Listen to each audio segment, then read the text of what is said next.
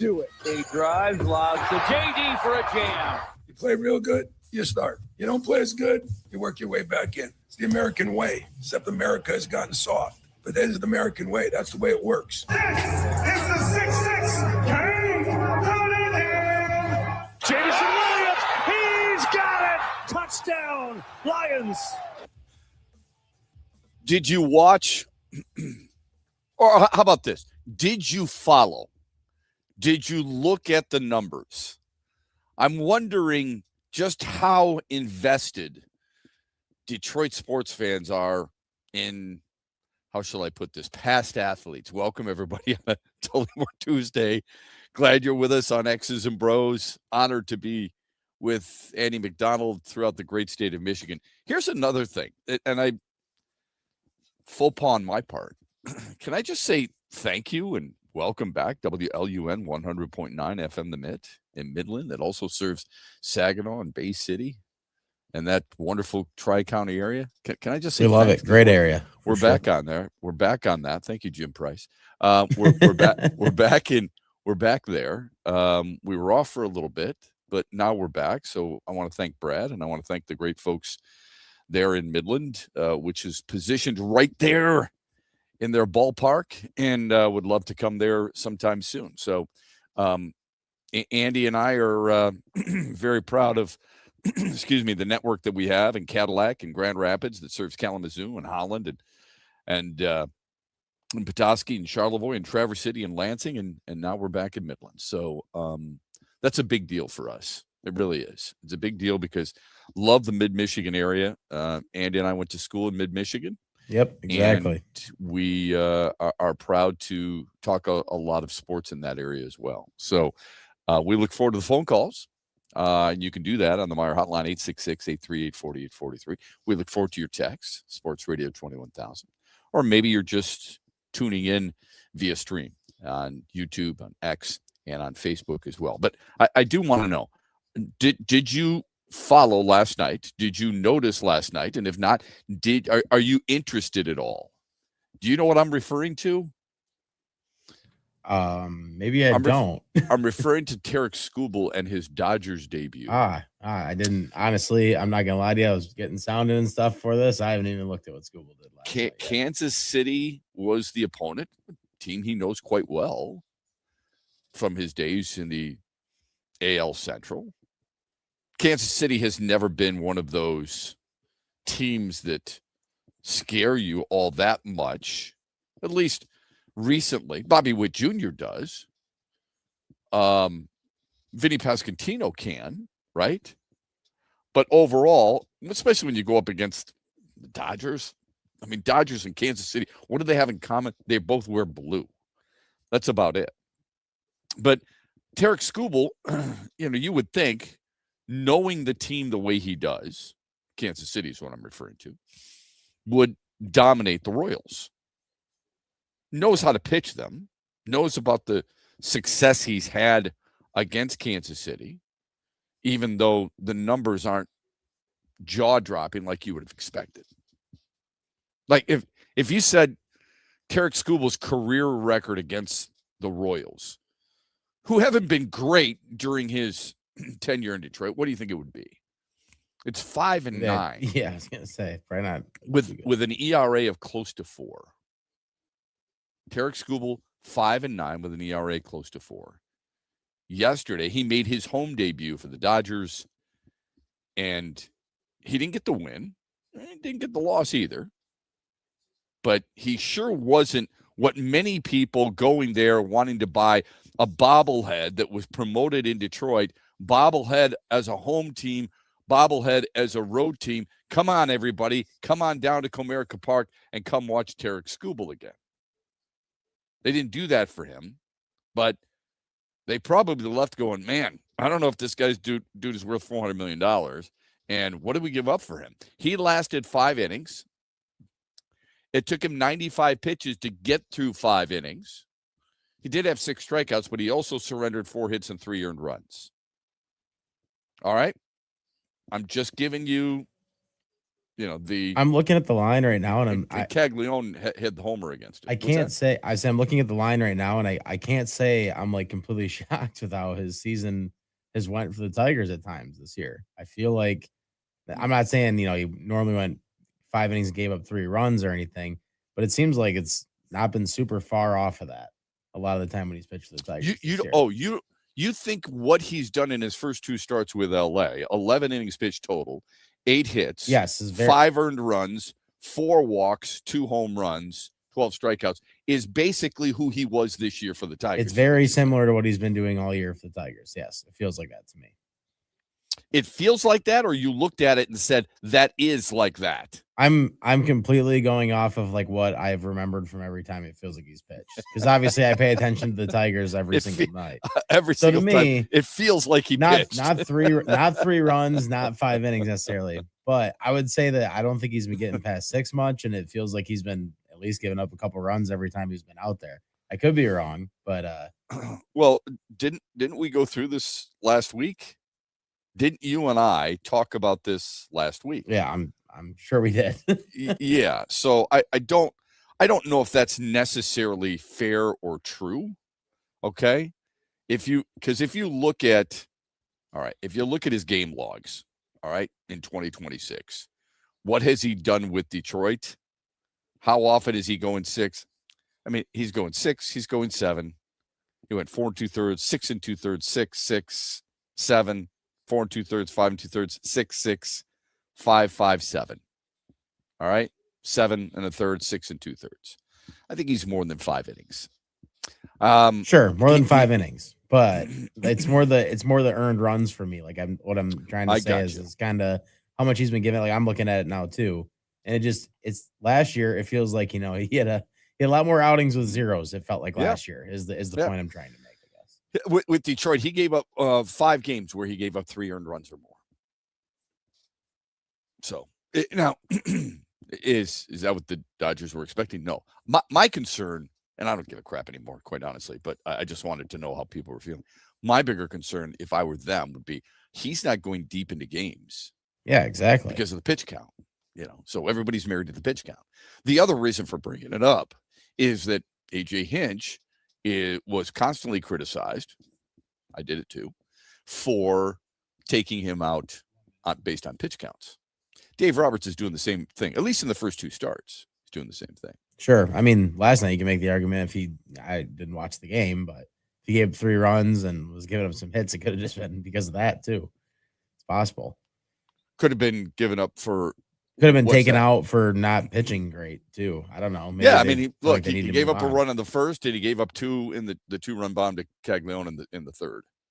So it was suddenly 3-0. And then LA countered with 2 runs in their home half of the third. And then everyone was like, wow, what are you kidding me? But the Tigers are back at it today. And they're going to, I think it's a big homestand. I don't think it's vital. You don't have to go undefeated. You can't, but I do think it's important because they get Cleveland, who hasn't been playing well. And then Chicago comes to town. So we'll talk about that throughout the morning. We will also definitely dive into the biggest news of the day. And it's something that I put out there on Twitter yesterday. And that's Cade Mays. The loss of Cade Mays, arguably one of the top 5 injuries you least likely could see if you're the Lions. Where do we go from here? Thank you, Alan Parsons Project. We'll get to all that and more here on X's and Bros. It's a Tullymore Tuesday, and we're brought to you this hour by Mitch Lyons Wealth. Huge here for all the ABC warehouse locations in Michigan. Now, if you're looking for the best prices on TVs, furniture, appliances, mattresses, and more, you need to go to abcwarehouse.com. You can shop there and also shop in person at all ABC warehouse locations across Michigan. For the one close to you, go to abcwarehouse.com. Best deals on TVs, appliances, furniture, and mattresses at all ABC warehouse locations in Michigan. You know, we're fortunate here in Michigan. We have some of the greatest golf courses in the country. Tullymore and St. Ives is part of the reason we can brag the way we do about our golf. Once you visit Tullymore, you'll keep coming back. The view is breathtaking. The golf is fantastic. The accommodations are regal, and the people are special. It really does feel like a home away from home at Tullymore. Make your play and stay reservations today by going to tullymoregolf.com or by calling 1-800-972-4837. That's 1-800-972-4837. The big shows are at Soaring Eagle. Eric Church. All you gotta do is put a drink in my hand. Friday, August 14th with special guest Ashley McBride. The Free the Machine Tour, part of the Soaring Eagle Summer Outdoor Concert Series. Springsteen.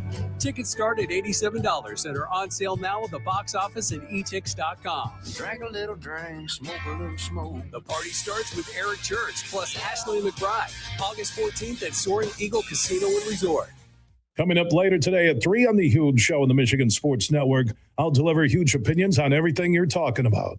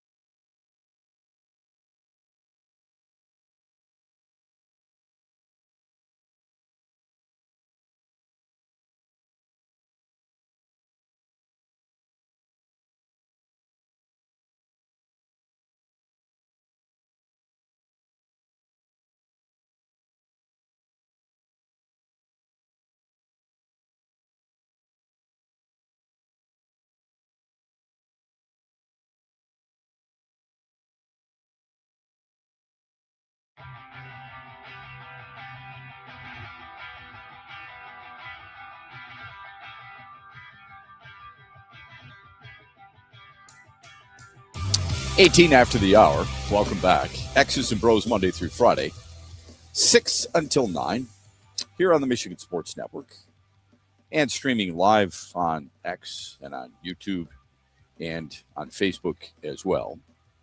Cade Mays out for an extended period of time. We'll get to that coming up here on X's and Bros. It's a huge blow for the Lions. Andy was recently having a debate.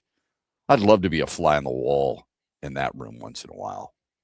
It would be great. It's usually not that great, but this one this of the was best a good things one for sure. One of the best things is being in a sports TV room or a sports talk show room. You know, if Bill and Brett and Andy and I were in the same room together, just listening to the conversations and then watching the debates begin. Because you're supposed to be dealing with people, not necessarily who are like-minded, but people who are knowledgeable about situations. I mean, you're in, quote unquote, you're in sports. So you should gorge yourself on sports knowledge, right? Opinions are fine. You better be able to back it up, though, especially with sports knowledgeable people. And I'm not talking about those of you who go out there and are working your tail off every single day and then on occasion watch SportsCenter for half an hour because that's all you can take, and I don't blame you. It's more about those who are just diving deep, talking to insiders and things of that nature. All right? Which of what Andy is a part of, that Channel 8 in Grand Rapids, Wood TV. Another shameless plug that they don't deserve. So tell me what the debate was yesterday in the sports newsroom. It was actually around when the trade, the shameless plug that made me laugh. It was more about it was around the trade deadline when they actually traded him. They were just basically, so one of my coworkers, Alec, he's a Chicago Cubs fan. So he really doesn't have a dog in the fight, I guess, either way. It's not like he's like a Tigers or a Dodgers fan. He does. Deep down inside, he doesn't want the Tigers to succeed. That's 100%. Absolutely. Yeah. But so he can tell you that all he wants. He's full of crap. I agree with that. We see through it. It's okay. All right. And Lainey, my other coworker, she's a Dodgers fan because she's from California. So she's obviously extremely happy that she got got Terry Skubal. Both of them very biased. So yes, they're both coming against me on it pretty hard. And I just, in my mind, I'm like, listen, like this guy has not been the same pitcher that he's been the entire season. I feel like in the past, like I feel like after the injury, he's looked more hittable. This is all just like eye test stuff to me, honestly, just from what I'm seeing. But if you look at the numbers, it somewhat backs it up. He hasn't been the same pitcher. Sure, it does. Deep. Yeah, exactly. And it's hard after you win back-to-back Cy Youngs to keep rolling like that. Exactly. He's not Greg Maddux. And, right? and I never called him a bad pitcher, say he's a great pitcher, whatever. And I mean, the Dodgers are getting him for a rental, probably. Like they might pay for him, whatever. And I would say probably. They're one of the leading candidates to sign him. And they've given themselves the organizational depth, in my opinion, that they can make this kind of trade, and it's probably not going to, kill him. 100%. There's nothing you've said that's correct. So I'm not saying what they did is like dumb by any means, but for the Tigers, I didn't feel like it was a bad move either. Did I love what they got back? Not necessarily. I wish they would have probably gotten one more player. They would have added a little bit more, but they kept telling me that I was coping just because I was happy that they traded Terry Skubal. And in my mind, I've been saying this on this show to you for a while that I would not mind at all if they traded Terry Skubal because I haven't felt like he's the guy that's worth that much. So I'd rather have them get something back at the trade deadline than nothing back for him at this point. Like, that's just how I feel. They're not going to pay him the offseason. There's no way. If he keeps pitching like this, I don't know if he'll be worth that much money anyway. But he'll still get it. Yeah, exactly. So he'll still get it. I mean, you don't go into a negotiation or into a free agent period without a plan. And this is not Jalen Duren, where suddenly he failed in the playoffs and the sample size is enough for you to go, I can't pay you the Supermax deal. This is a situation where for the most part, Terry Skubal has gotten better year to year to year, or at least stayed at an elite status in each of the last two seasons. 100%. And this year, he would still be the number one pitcher on all but maybe 2 or 3 teams in Major League Baseball. I don't know if he'd get the ball in the first game of a playoff series if everybody's healthy in Milwaukee. Mizorowski would probably get that. I don't know if he gets the ball in Philadelphia. Christopher Sanchez probably gets good that. pitcher, yeah. Right? I don't know if he gets it in Philly, and I don't know if he gets it in L.A. If Ohtani's 100% healthy, are you wanting Tarek Skubal or Shohei Ohtani? That's debatable. It's okay. But overall, he is probably the guy you're going to give the ball to in the first game of every playoff series if everybody's healthy and rested. And that tells you he is an elite pitcher. I mean, maybe New York would stick with Garrett Cole too. But that means he's going to get his money. All right. This is not, a Rounders movie. Paid that man his money. He's going to get the money. Yeah, absolutely. So you're 100% my whole right point, in that though, regard. to just wrap it up with the argument of like where it kind of went, because they just kept like saying like, oh, so you're okay with giving up the best pitcher in baseball and blah, blah, blah. Well, for me, I'm like, when the Tigers made the trade, they weren't a game out of the wild cards. That honestly has nothing really to do with it for me. It's August right now. There's still 2 games under 500. I don't think that they're going to win a World Series. I hate to break anybody's heart when I say that, but it's just the reality. And the problem is he goes 6 innings, 7 innings at the most is what it feels like. And the Tigers haven't had a bullpen all season that can close out games consistently. So for me, I was like, sure, he can help you in the playoffs, be great. But what happens when it's a 1-run game still and they have to bring in, I don't know, someone to finish out the last 8 outs of the game again? It's just, to me, it felt like getting something at the deadline was more worth it than just keeping him on your team regardless. And if they make the playoffs, great. And I do understand people's points going forward if they make the playoffs and they don't have Tarek Skubal, because what was the whole point of the season at the beginning was to try to go for it with them this year, right? So I do understand people that are upset about that part of it. It's just not the way that I would have went about it, I guess. Yeah, and that's fine. Here's where the argument slightly falls apart a little bit for you, because every team and just about every pitcher is doing something very similar to what Tarek Skubal is being limited to. Sure. And that's what we have failed to recognize. We've tried to educate people on our show about this. We did it last week. All right. I gave you some examples of different pitchers if you want to compare them to whomever. All right. Sports Illustrated came out with an article. Okay. Fewest complete games in a full month. August of 2025, there was 1 game started, 842. In July of 2026, there were only 2 complete games. There were 742 games started. There were 2 complete games. Starters averaged 5 innings in July, the fewest in any given month. The starters' relievers' workload split this year is 57%, 43%. You got it? Starters are 57% starters for the workload, 43% relievers. 15 years ago, Andy, those numbers were 65-35. No pitcher. Yes, it's a massive difference. No pitcher has thrown more than 120 pitches in a game since Justin Verlander did it in August of 2025. Yeah, it's okay. It's a stunning in 211 or 2011, I should say. In the year 2011, there were 100 such games. So when you're trying to tell everybody, well, Tarek Skubal's not going as far, this guy's not going as far, I hate to tell you, but it's a massive trend in baseball. Sure, it's a trend. Okay, but my point either way with the Tigers is specifically, I didn't think if they had Tarek Skubal on this team or not this year, I didn't think they were winning a World Series, and I didn't think they were going to get him back. That's fine. Year. You can think that, but it's not a fact yet. That's true. That's the problem. That's fair. Okay. Yep. Their debate is, so what I don't like is, so you're willing to give up. You're not willing to give up on him. You're not giving up on anything. What you're doing is trying to be as responsible as possible. And that is knowing full well that the chances are very slim, almost none, that you're going to be able to sign that player in the offseason. Are you willing to sacrifice that opportunity to hopefully win a World Series when your team all season long has been proving that it is not capable of winning the American League compared to some of the other teams? Exactly. Not all of them, but some of them. Quick timeout.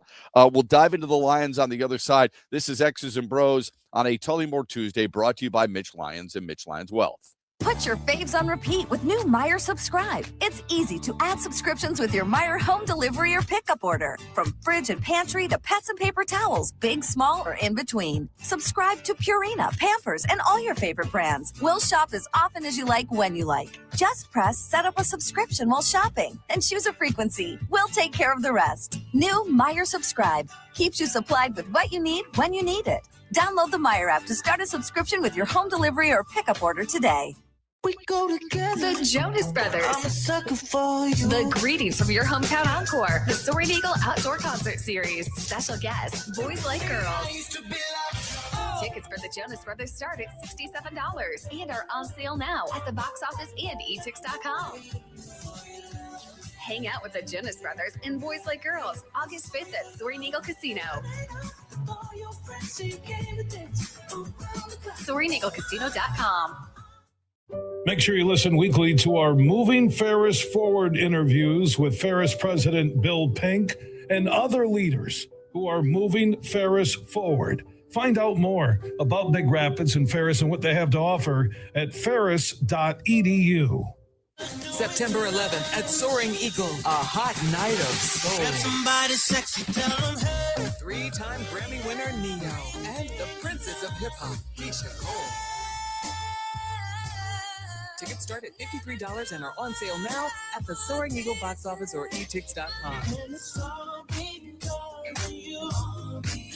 Music that takes you there. Neo and Keisha, September 11th, part of the Soaring Eagle Summer Outdoor Concert Series.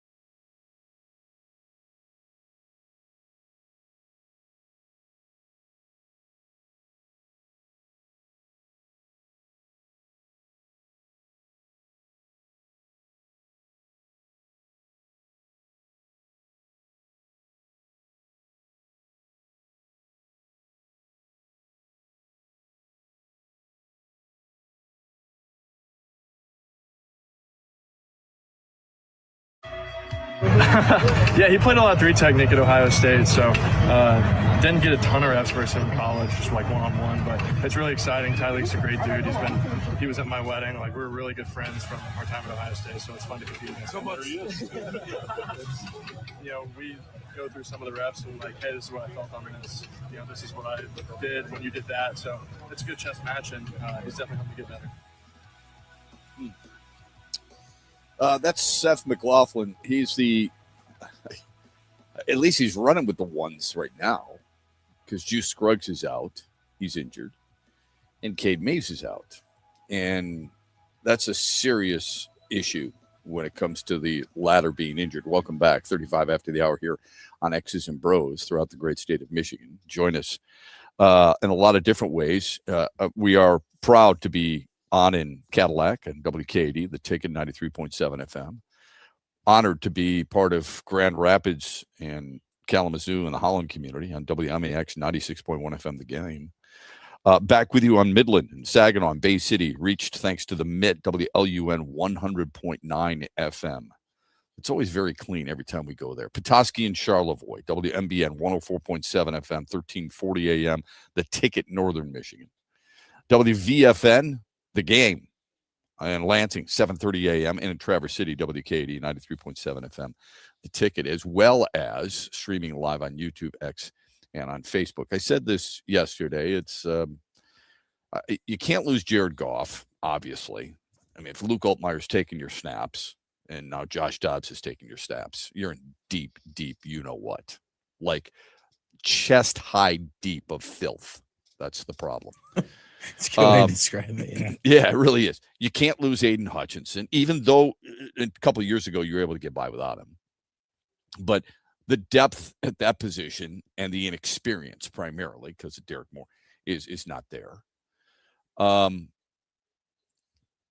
love Amon-Ra St. Brown, but you've got a couple of other receivers you can get the ball to, plus Sam Laporta, plus Jahmyr Gibbs, right? So I'm not taking anything away from Amon-Ra St. Brown, but I do believe that is less of a hit.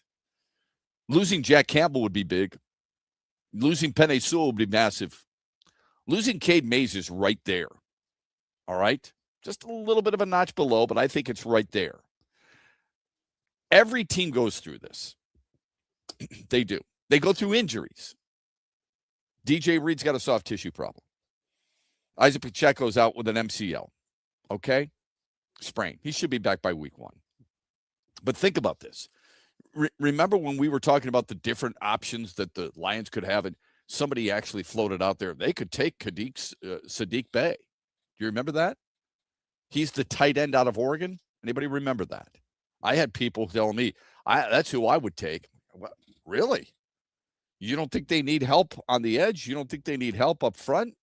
You're the guy who's telling me they've got to get back to being who they are as an identity?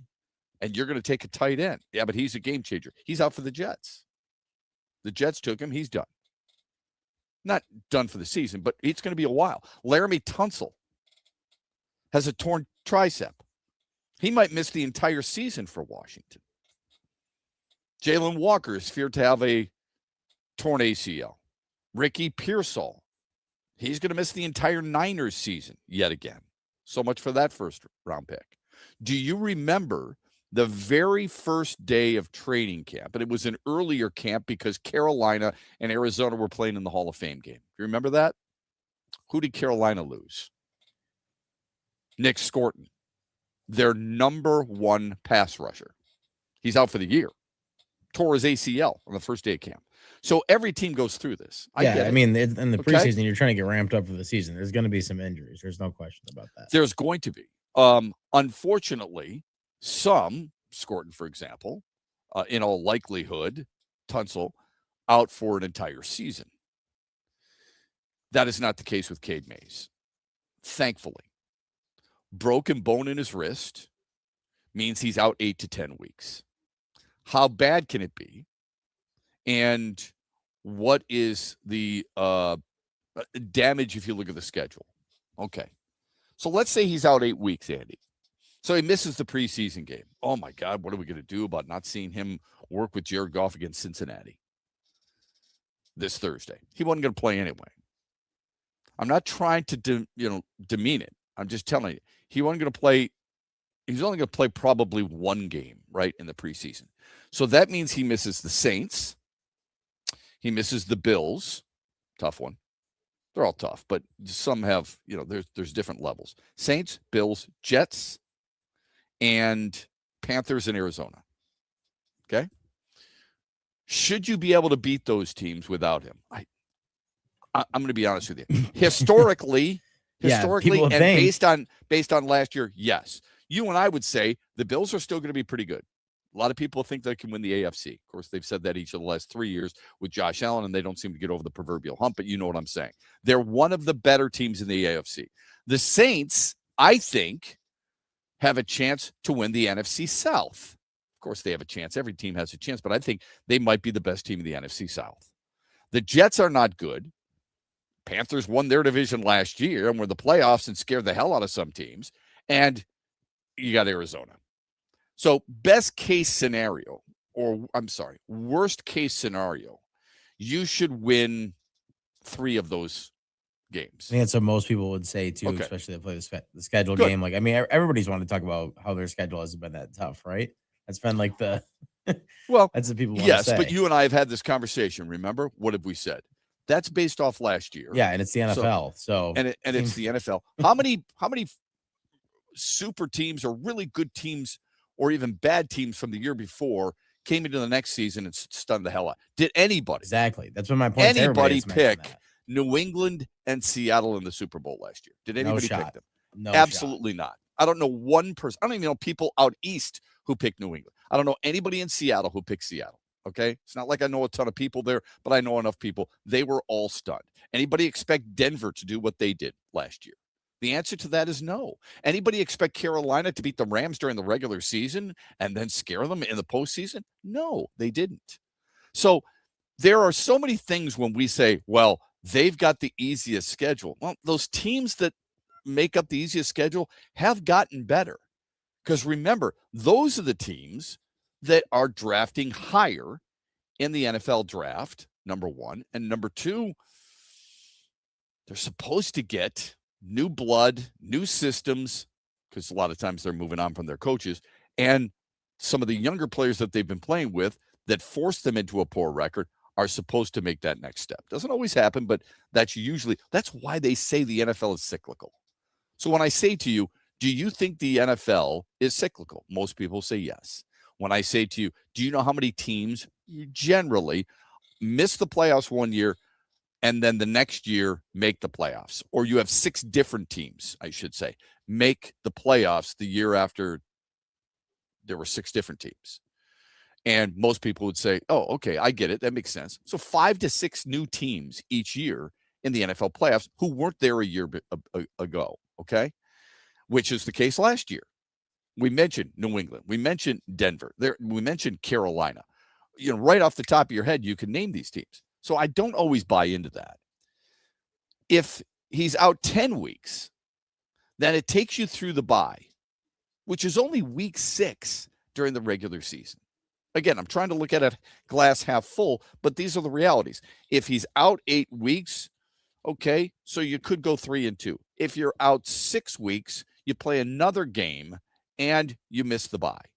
You miss him during the bye. So what? Right? So it's a significant injury. The problem is, who do you have to take his place? Juice Scruggs? Well, he's been out with a mild injury. So you get Seth McLaughlin. And I know some people have written, well, McLaughlin was, a Remington Award winner at Ohio State. He was an undrafted rookie, or he's an undrafted player. He's in his second year now because last year he was undrafted rookie.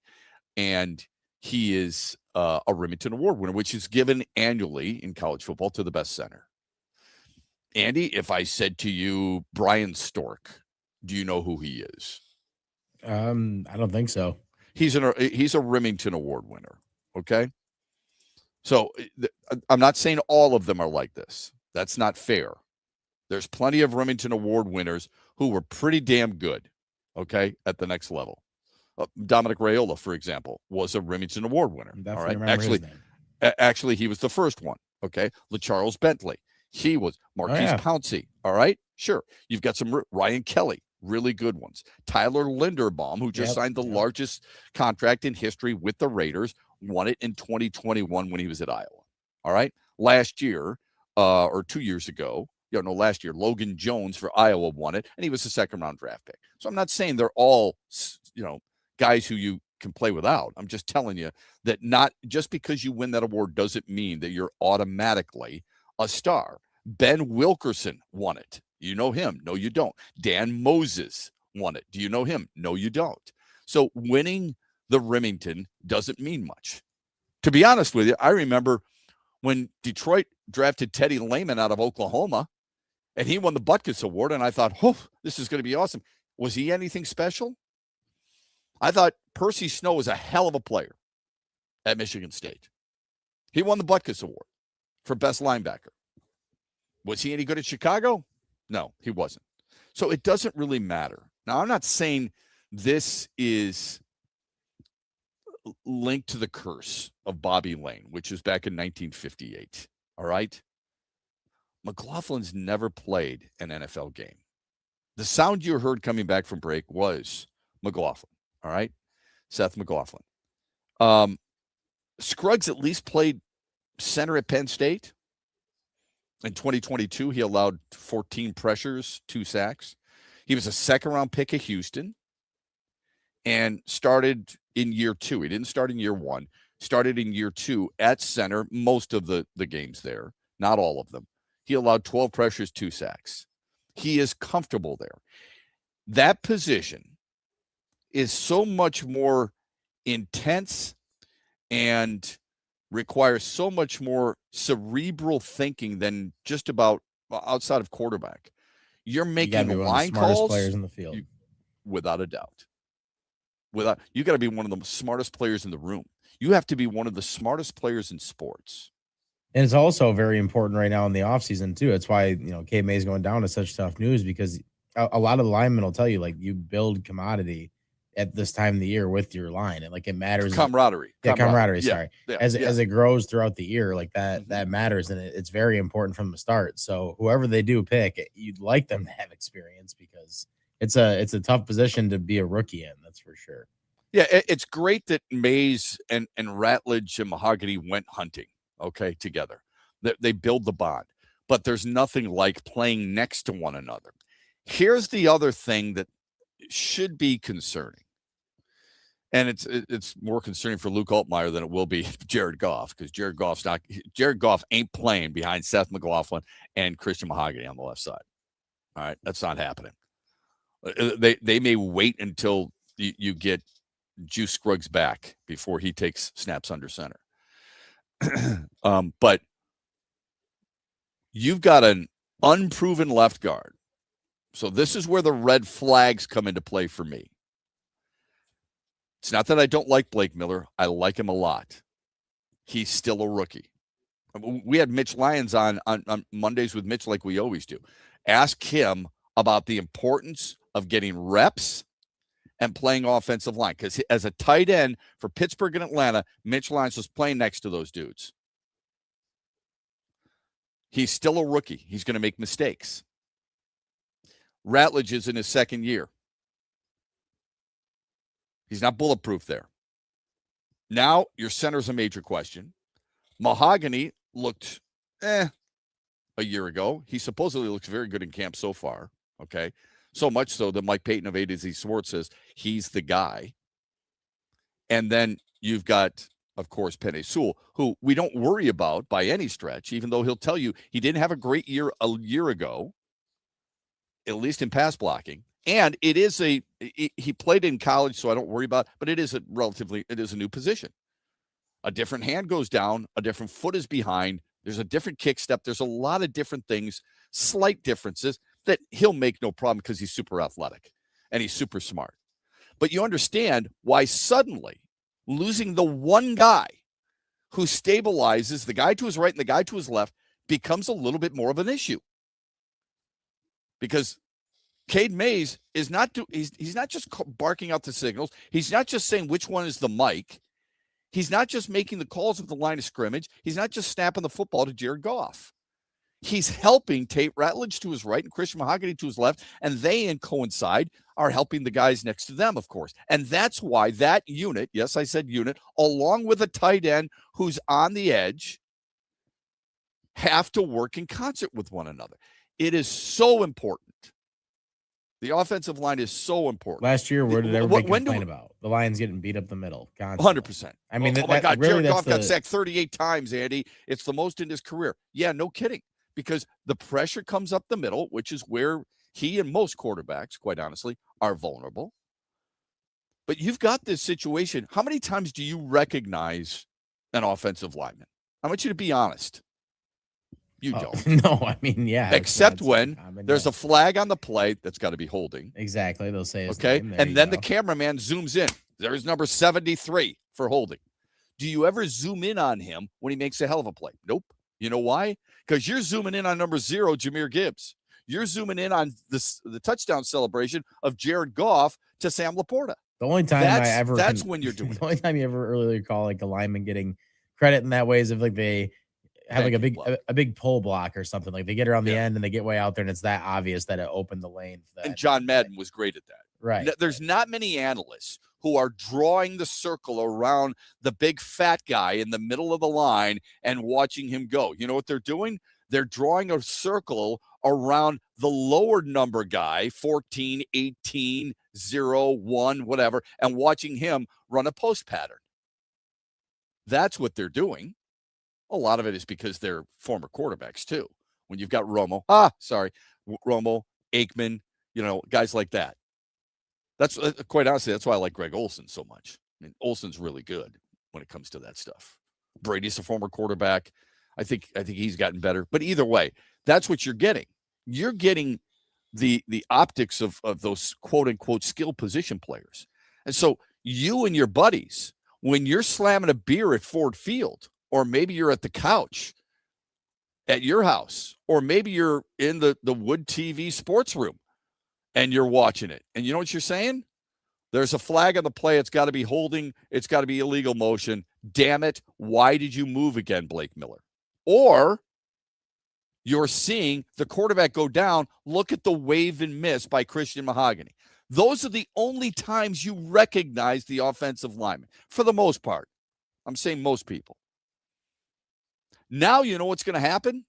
Now you're going to be watching the center position. Yeah, I'm not going to lie. For the Lions, how important their run game is, for me at least, I paid attention to their line a lot last season. I feel like I was constantly watching it to see like where the problems were coming from as much as I possibly could. But with other teams in the NFL, yeah, I'm not going to act like I'm super well versed on it because I'm not.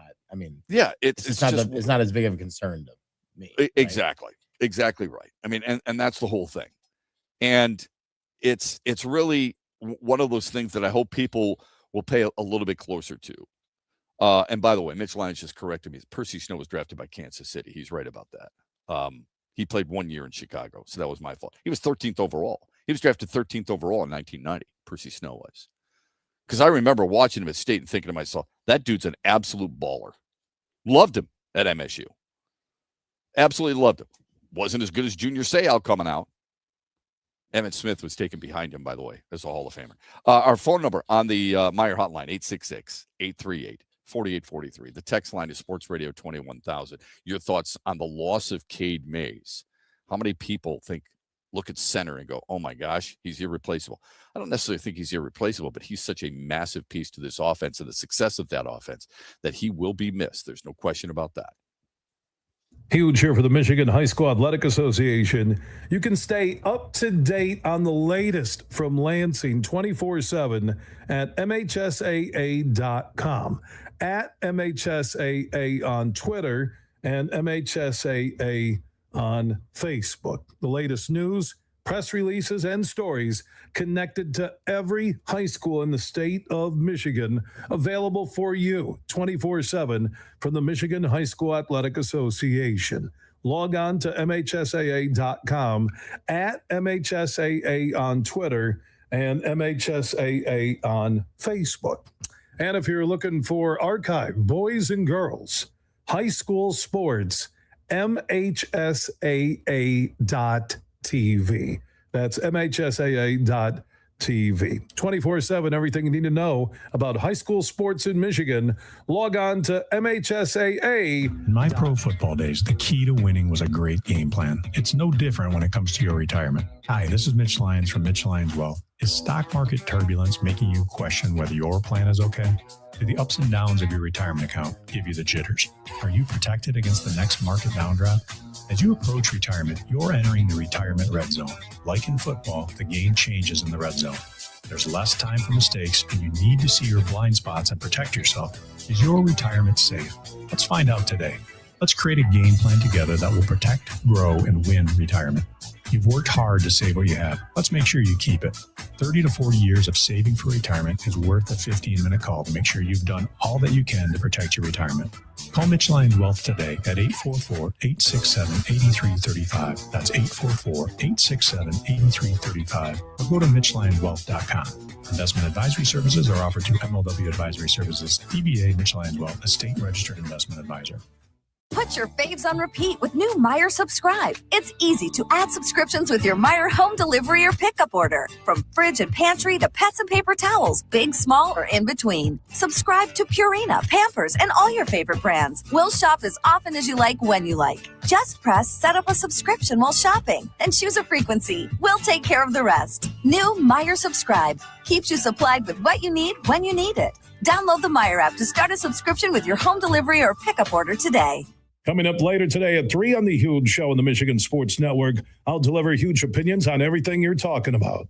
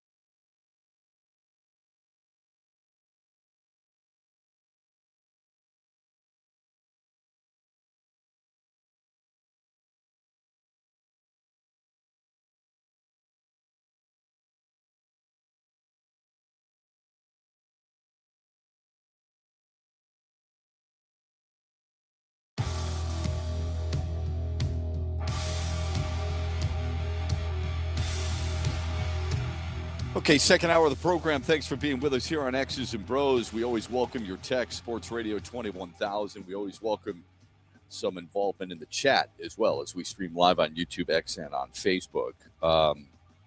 Via text, Shep, we have seen a lot of crazy things in sports. I think there could be a chance one day. Dan Campbell says this organization is SOL and there's nothing I can do. So I'm going to leave town the way Nick Saban did to better his career. Well, I think a lot of things would have to happen in order for this team and this franchise to be SOL with the people who are in charge. I'm not saying they have been good enough to my satisfaction yet, but I will not compare the people who are in charge with those who came before them. It is night and day.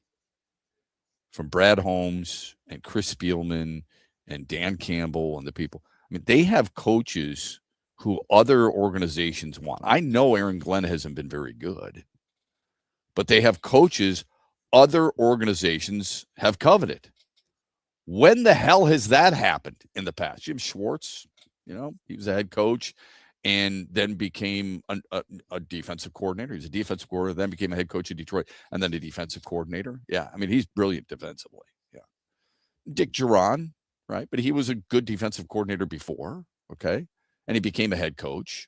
He was a Lions interim head coach. Rod Marinelli went back to, being a defensive line coach. Chris Kasurik went back to being a defensive line coach in other places when he was fired by the Lions, went to San Francisco, for example. But we're talking about head coaches, guys who have left here as coordinators and became head coaches. In addition to that, they're winning. Now, it's not enough for you and I. I'm not saying it is. No, but if you're comparing him to the past you can't compare him to Bob come on, Quinn. Give me a break. You can't compare him to Chuck Schmidt, who I liked a lot. You can't compare him to Matt Millen. You can't compare him to Art Mayhew. You can't compare him to Russ Thomas. It was a low bar, without a doubt. Russ Thomas was horrid for this organization. And it was a painful watch. He was one of the worst, if not the worst, general managers in the history of the National Football League. And by the way, he was a former player. He played at Ohio State. He was a third-round pick. He played for the Lions, all right? And he was an assistant coach. But then he goes to director of personnel in 1964. And it was the general manager from 1967 through 1989, and they were the worst franchise in the National Football League. He won 2 NFL championships. I don't know if people realize that. But Russ Thomas won 2 national championships. Chuck Schmidt was an accountant, basically. All right? Matt Millen was a great football player, and he was a great analyst, I might add, too. I remember when that happened, I said, you know what? Give it a shot. What's wrong with giving it? You've tried everything else, and for some reason or another, it doesn't work. So if that's the case, why not give it a shot? Here's a guy who should know, you would think, he should know what it takes to be a champion, to build a championship team. After all, he's been part of the most decorated organizations in football. Played in Oakland, he played in San Francisco, and he played in Washington. And he won a Super Bowl in every single stop. He was a 4-time Super Bowl champion. You would think a guy like that, who was a Penn State grad and smart, and was in the booth, talking to coaches, talking to general managers, talking to players, that he would have an idea of what it would take to build a championship contender. Would you not? And is that a fair assessment? I think it is. Yeah. Okay. If you've never been, let's say you just dropped down from Mars and you don't know what the hell football is, and they said, we want you to build a team. We want you to get somebody who would help you build a team. One of the many credentials you would want was, well, they should probably be a player. They should probably be able to talk to a lot of different players and a lot of different coaches. You'd like to think that they've won. And that's what Matt Millen was. He was all those things. There's other factors, I'm sure, that you would want as part of that resume, but that's part of it, right? Didn't work out. Brad Holmes runs laps around all these people, all of them. Bob Quinn was an utter disaster. So I'm not going to go. That is the SOL. Having Cade Mays get hurt, I don't think is SOL. It's an injury. It's not the same thing. It's not. Yeah, the season hasn't even started yet either. I can't get behind calling anything. I can't. No, you got to still see how the season plays out before you even think about saying anything about SOL. That doesn't make any sense to me. It doesn't make any sense to me either. But it is one of the. It is one of the monikers for Detroit Lions football that just, to me, drives me crazy. Yeah, and saying anything. But I think it caught life. I could be wrong here. I'm pretty sure that started with the radio station I used to work at WDFN in Detroit. And it took flight, and it's stayed up in the air forever. It has never come down, even during 15-2. I mean, it was put on a shelf, but it's never been taken away. No, if they don't win the Super Bowl, there's always going to be somebody that says it. No matter when they lose or no matter when they're eliminated or whatever it is, someone will say it. Yeah, I would say anything bad, anything that happens to this team, this franchise in a negative way, they say SOL. Like, are you kidding me? You don't think other organizations lose players? You don't think other organizations have players injured? However, if those organizations have at least been to a Super Bowl, then you can't really say it. I remember the room I was in during the San Francisco game when they lost that game in the second half. Somebody said it. Somebody said SOL. Yep. Yeah. I don't recall a time where the Detroit Lions were in an NFC championship game and winning by that margin at the half. How could it be same old Lions? It doesn't have to be exact, I suppose. It's just something. I think what it means more than anything else, Andy, and I didn't mean to get into this, is they're going to break your heart somehow, some way. That's what SOL means to me. Yeah. Anyway, It's not necessarily what they're doing on the football field. It's how they make you feel. Yeah, it's just it's exactly. It was the ultimate heartbreak still in that game. So that's probably why it was said. Like, you felt like they were going to the Super Bowl, and then all of a sudden they weren't. Yes. I mean, I literally turned to somebody and said, I can't believe I'm going to say this, but they're going to go to the Super Bowl, because there's nothing in the first half that led you to believe the second half would be different. Oh yeah, I said it at halftime to a friend outside. I was like, they're going, dude. Like, it's not dissimilar to what the Tigers went through 2 years ago.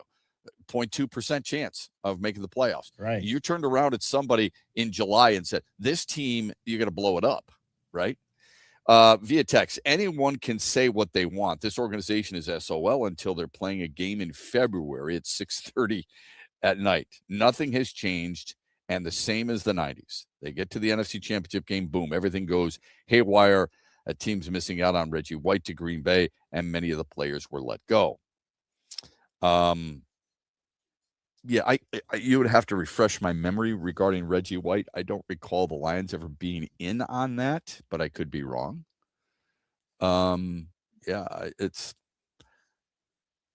Has Detroit ever, have the Lions ever made that big splash to get the name player? Yes. Pat Swilling.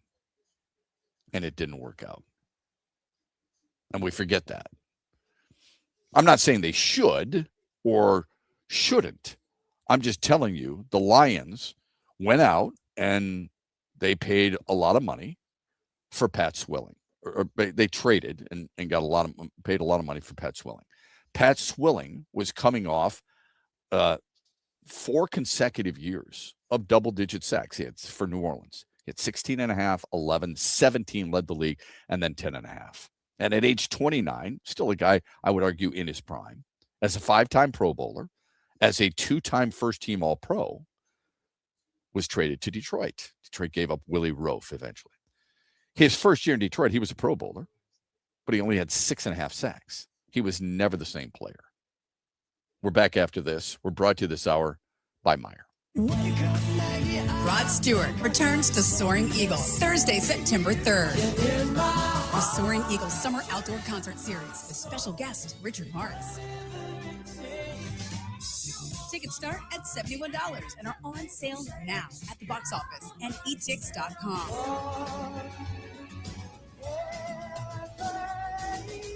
One last time, Rod Stewart with Richard Marks, September 3rd, SoaringEagleCasino.com. Van Andel Institute Purple Community is a grassroots fundraising network powered by the dedicated volunteers who support VAI's mission to improve human health now and in the future. When you raise funds through the Van Andel Institute Purple Community, 100% of the proceeds go directly to the Institute's research into diseases like cancer and Parkinson's, as well as VAI's science education programs. Get ready for the hottest Saturdays of the summer at Soaring Eagle Casino and Resort. Now through August, we're dropping over $1 million in free play. Every hour from 11 a.m. to 11 p.m., 10 winners score $600 in free play. $1 Million Summer is back, so don't miss your shot at big summer wins. Only at Soaring Eagle Casino and Resort. The big shows are at Soaring Eagle. Eric Church. All you gotta do is put a drink in my hand. Friday, August 14th with special guest Ashley McBride. The Free the Machine Tour, part of the Soaring Eagle Summer Outdoor Concert Series. Tickets start at $87 and are on sale now at the box office and etix.com. Drink a little drink, smoke a little smoke. The party starts with Eric Church plus Ashley McBride. August 14th at Soaring Eagle Casino and Resort.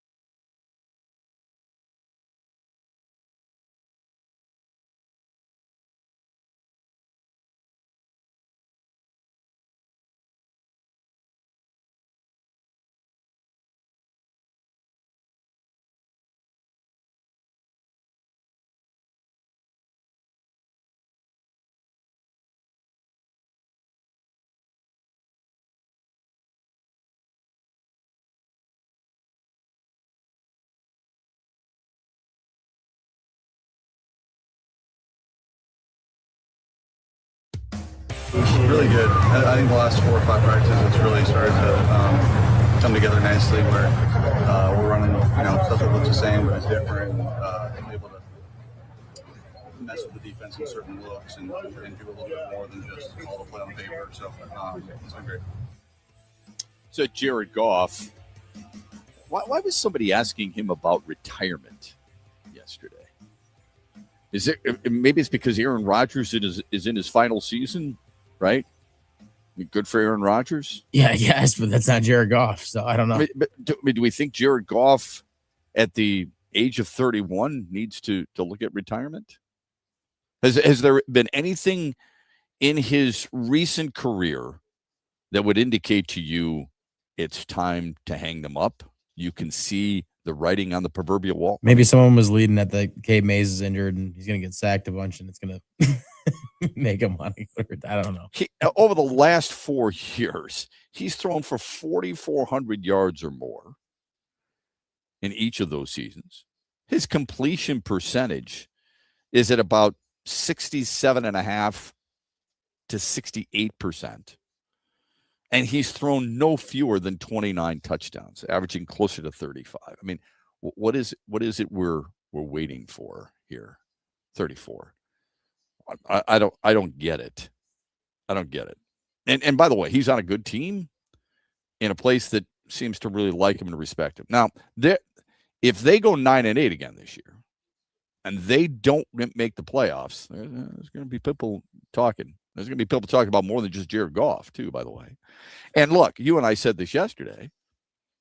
Yes, this team does have to start looking toward the future.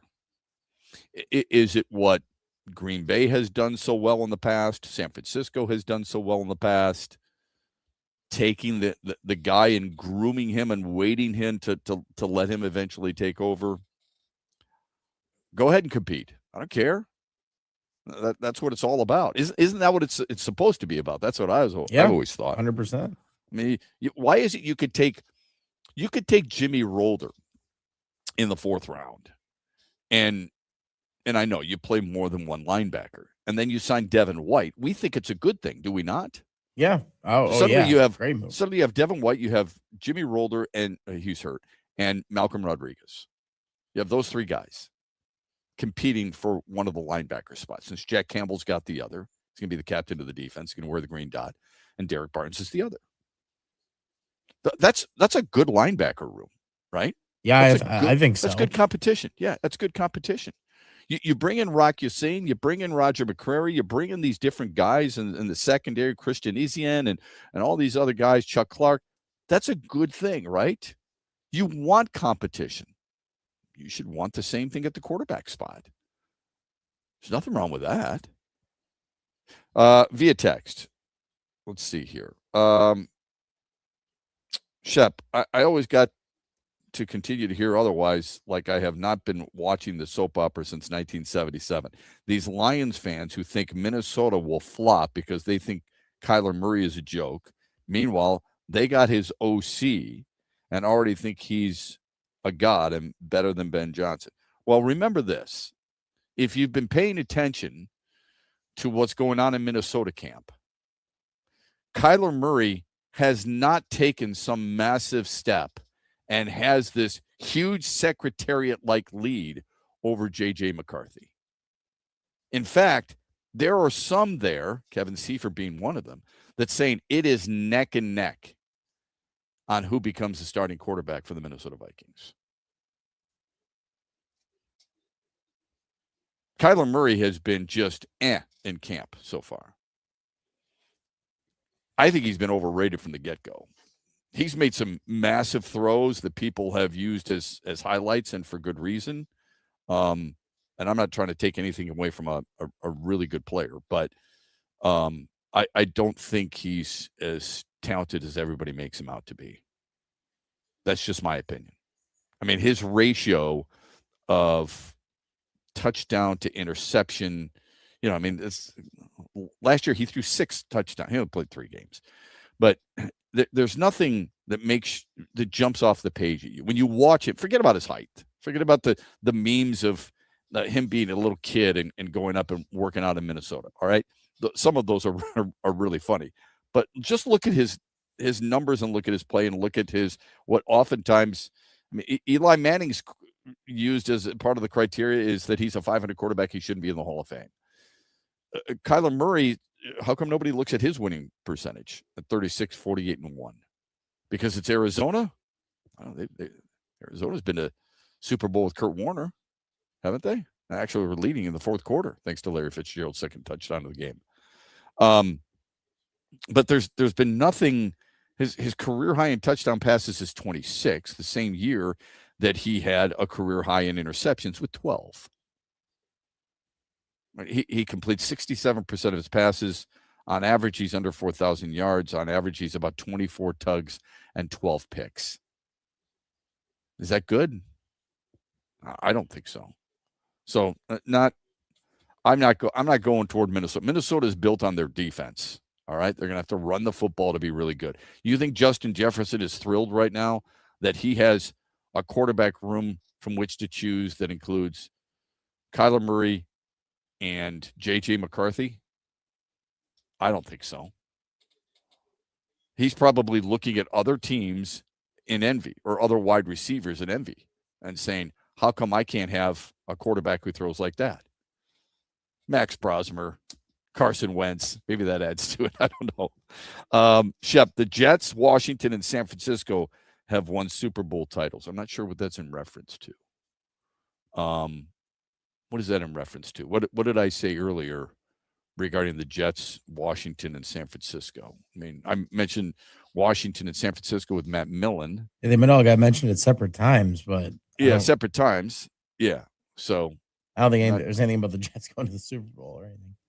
I mean, I had mentioned, of course, Aaron Glenn, but I don't know. I mean, what more should we be talking about? And if you want to count the Super Bowl for the New York Jets, that's fine. They deserve it. Okay, you sure as hell can't take it away from them. That's not fair. It's an organization that has done something that the Lions have never done. That was 1968.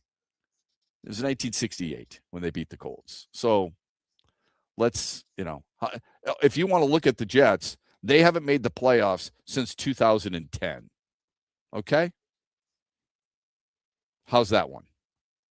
I suppose we can play it any way we want.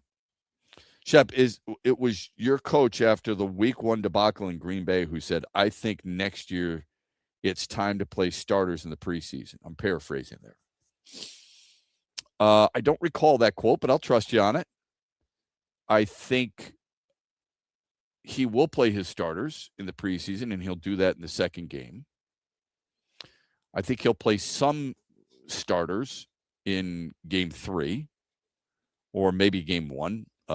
You're going to play a guy like Christian Mahogany.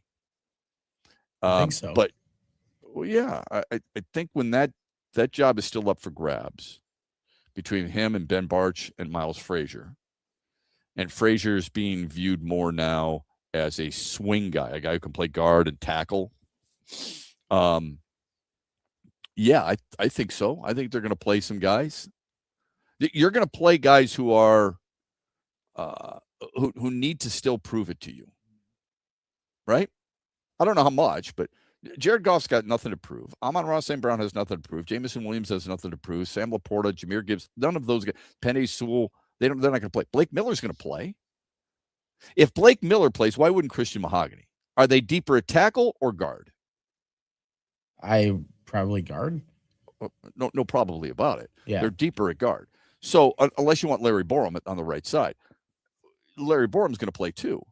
But if Blake Miller's going to play because he needs reps, Christian Mahogany was hurt at the end of last year. You don't think he's going to play? I would be surprised if he doesn't. Yeah, no, that'd be stunning. Okay. So you're going to have guys like that. You don't need to play certain players. There's no reason to play. I mean, DJ Reed's hurt anyway a little bit. There's no reason to play Campbell. There's no reason to play Reed. There's no reason to play Ellie McNeil. No reason to play Hutchinson. But you're going to want to play certain guys to get them reps and to solidify your belief that they are that guy. And I think Christian Mahogany's one of them. Got to take a quick time out on a Tullymore Tuesday. Don't forget Chris Solari at 8:35. He's going to join us to talk MSU football here on X's and Bros, brought to you by Meijer. Huge here for the incredible Crystal Mountain Resort in Thompsonville, Michigan. If you've never experienced the mountain, it's unbelievable. They offer up 36 holes of championship golf, Betsy Valley, Mountain Ridge, accommodations, a ton of choices. Go to crystalmountain.com, see everything for yourself. One of the top spas in America. They can handle businesses, small groups, big groups, your buddies, the ladies, and more. Book your getaway now at crystalmountain.com. That's crystalmountain.com. The good life isn't about more. It's about making what you have work better. You work hard for your money, so you shouldn't have to work hard to save it. At Meijer, you'll find all the good stuff in one stop with guaranteed fresh produce and Meijer brand faves. Quality so good, we put our name on it. And with M-Perks, you earn rewards to save on what you actually buy. Trust is worth bringing home and live a life you love. Good life quality at real low prices. Only at Meijer. Our state is Mecca for golf, and one of Michigan's crown jewels is Tullymore and St. Ives, two world-class championship courses in one charming and beautiful location. The golf is challenging but fair. You're going to use every club in your bag. But let me tell you what makes Tullymore really special. It's the people. From the wait staff to the bartenders to the pro shop and the management, their sole purpose is to give you a memorable experience, and they do. Go to TullymoreGolf.com today and experience a Michigan masterpiece. Make sure you listen weekly to our Moving Ferris Forward interviews with Ferris President Bill Pink and other leaders who are moving Ferris forward. Find out more about Big Rapids and Ferris and what they have to offer at ferris.edu.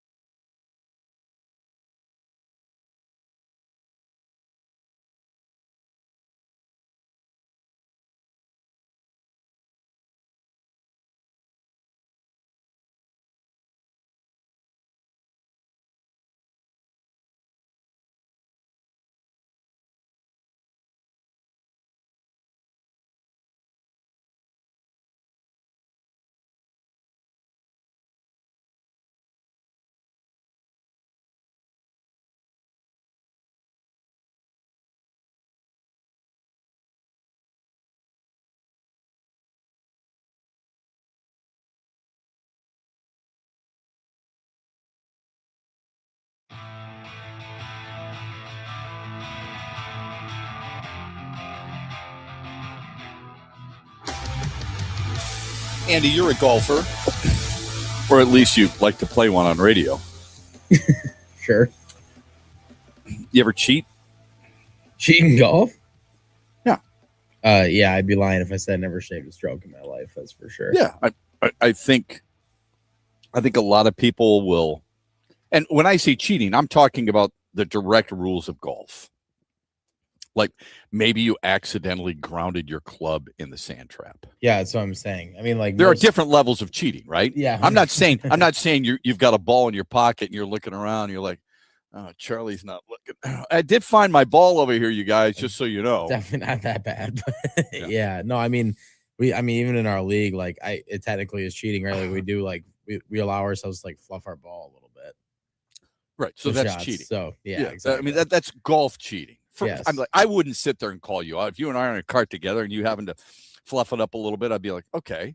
I mean, there's been times where I've marked my ball and there is a massive golf divot that I just can't seem to fix that I know is going to alter. I'll slide it slightly to the left, so I've got a clearer path. Okay, especially on a putt. And that's cheating too. Okay, you can't do that. Is cheating if you and I are playing and I roll one up there and it's 2 feet away. Do you ever say that's good? Yeah, almost every time. Okay, so that is a form of cheating as well. Yeah. Well, 2 feet, I guess. I'm trying to think of how far that actually is when I'm out there. I mean, it's got to be really close. Tap in for me to probably say I'm good. Okay. Good. Ever hit a breakfast ball? Yes. Oh yeah. And count that instead of the other one? Yeah. Okay, sure. That's a form of cheating. Common. I know it sounds nitpicky because I think a lot of recreational golfers do it unless you're in some type of tournament. It's like euchre. You're not supposed to table talk, right? But if you and I are going, go ahead, throw the jack of diamonds. Go ahead, throw it. You can't do that, right? But you don't want to get nitpicky. There's a guy in the St. Louis area golf club. This is really cheating. This isn't even close to what you and I were just talking about. But there's an amateur golfer in a St. Louis area golf club that had to he didn't have to, chose to resign his membership. His name is Zach Holland. All right. And he, by the way, played collegiate golf, not professional, but he was a college golfer. Calls himself a 2 handicap, which is pretty damn good. All right. But what he did is he placed his ball in the cup on a par 3 at a place called Winghaven Country Club in O'Fallon, Missouri. He did that so he could win money. He lied about acing during a tournament. He had to offer the ball as proof of a hole-in-one to his playing partners. And what did he do? He cheated. And here's what he did. He was on the tee, and he claimed that he had to take a call. He gave his teammates or his playing partners a heads up on this. Hey, just so you know, I'm going to get a call here, so I'm going to run up while you guys are finishing on a certain hole. He's going to the par 3, and I'm going to hit, and then I'm going to take the phone call. And his playing partners are like, great. He does that. Playing partners are looking for his ball, can't find it. Suddenly, they look in the cup, and there it is. Some people got a little suspicious of it. And when he said he, quote unquote, thinned it. You ever thin a golf shot? Yeah, I've thinned plenty of golf shots. What's the club you hit that you thin more than anything else? Honestly, a lot of the times it seems to happen when I'm like chipping. So it'd be like my 60 degree. Like if I pick my head up too quick, pull my feet up too quick, I end up hitting the center of the ball, and then it flies across the green. Yeah, but it happens with me on wedges probably. No, I can see that too for sure. I've done it with everything. Don't you worry. So here's what he did. He admitted, I mean, he was forced to admit a little bit later on. He said he thinned it, took the phone call. His group went up, found the ball in the hole, celebrated, told the superintendent, got a little fishy. Superintendent didn't quite believe it. The good news was that they have security footage on that hole. What he had done, he had left while he said he was taking the call, jumped into his car that was nearby, drove up to the green, dropped the ball in the hole, and the security cameras saw all of it. That is unbelievable. I can't believe somebody would actually do that. So I'm amazed right now. When I know what he did was, and really what the security he didn't take the phone call and then jump in the car because that would take way too long. He had driven there. I think it was the 4th green. He had driven there before his scheduled tee time. All right, and that's when he was able to set up this whole ruse. So what he's done is he's decided that they've received him and his family, which I don't know why people bring families into it. The scandal that he's been forced to, or felt like he needed to resign from the country club, and they've been receiving threats. Obviously, a bad decision on his part, selfish decision. It goes against the grain. It goes against the grain and the whole competition aspect of what golf is supposed to be. That's just straight up cheating. I mean, I get it. Everything we mentioned when we came back from the break is cheating, right? But I mean, that seems like a different level of cheating to me. Yeah, but be honest. Even if it's think of the guys you play with on a regular basis, good friends of yours. They've become good friends of yours. Sure. I don't know if they're standing up in your wedding. Katie might put the X on. Forget that. He's not. He doesn't even know my name. It's a Seinfeld episode. You do look like a lily. Anyway, what would you play with them again? If they did that? If they did that and came out and admitted that they literally you. drove before their scheduled tee time, and you were able to place a ball that made it convenient for you to just drop it in the hole, would you play with that player again? If it was for no money and somebody did it just to be funny and admitted it later on their own or something, maybe I wouldn't care as much, I guess, just because I don't know, they want to play a prank or something. If we were playing for money and they did it for money, there's no way I'd ever play with them again. No chance.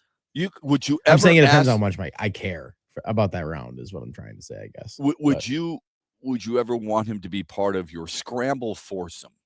No. Some type of tournament. No. Anybody that can think of that and actually do that is thinking a little bit too much about how to cheat, in my opinion. That's so elaborate. That's insane. Yeah.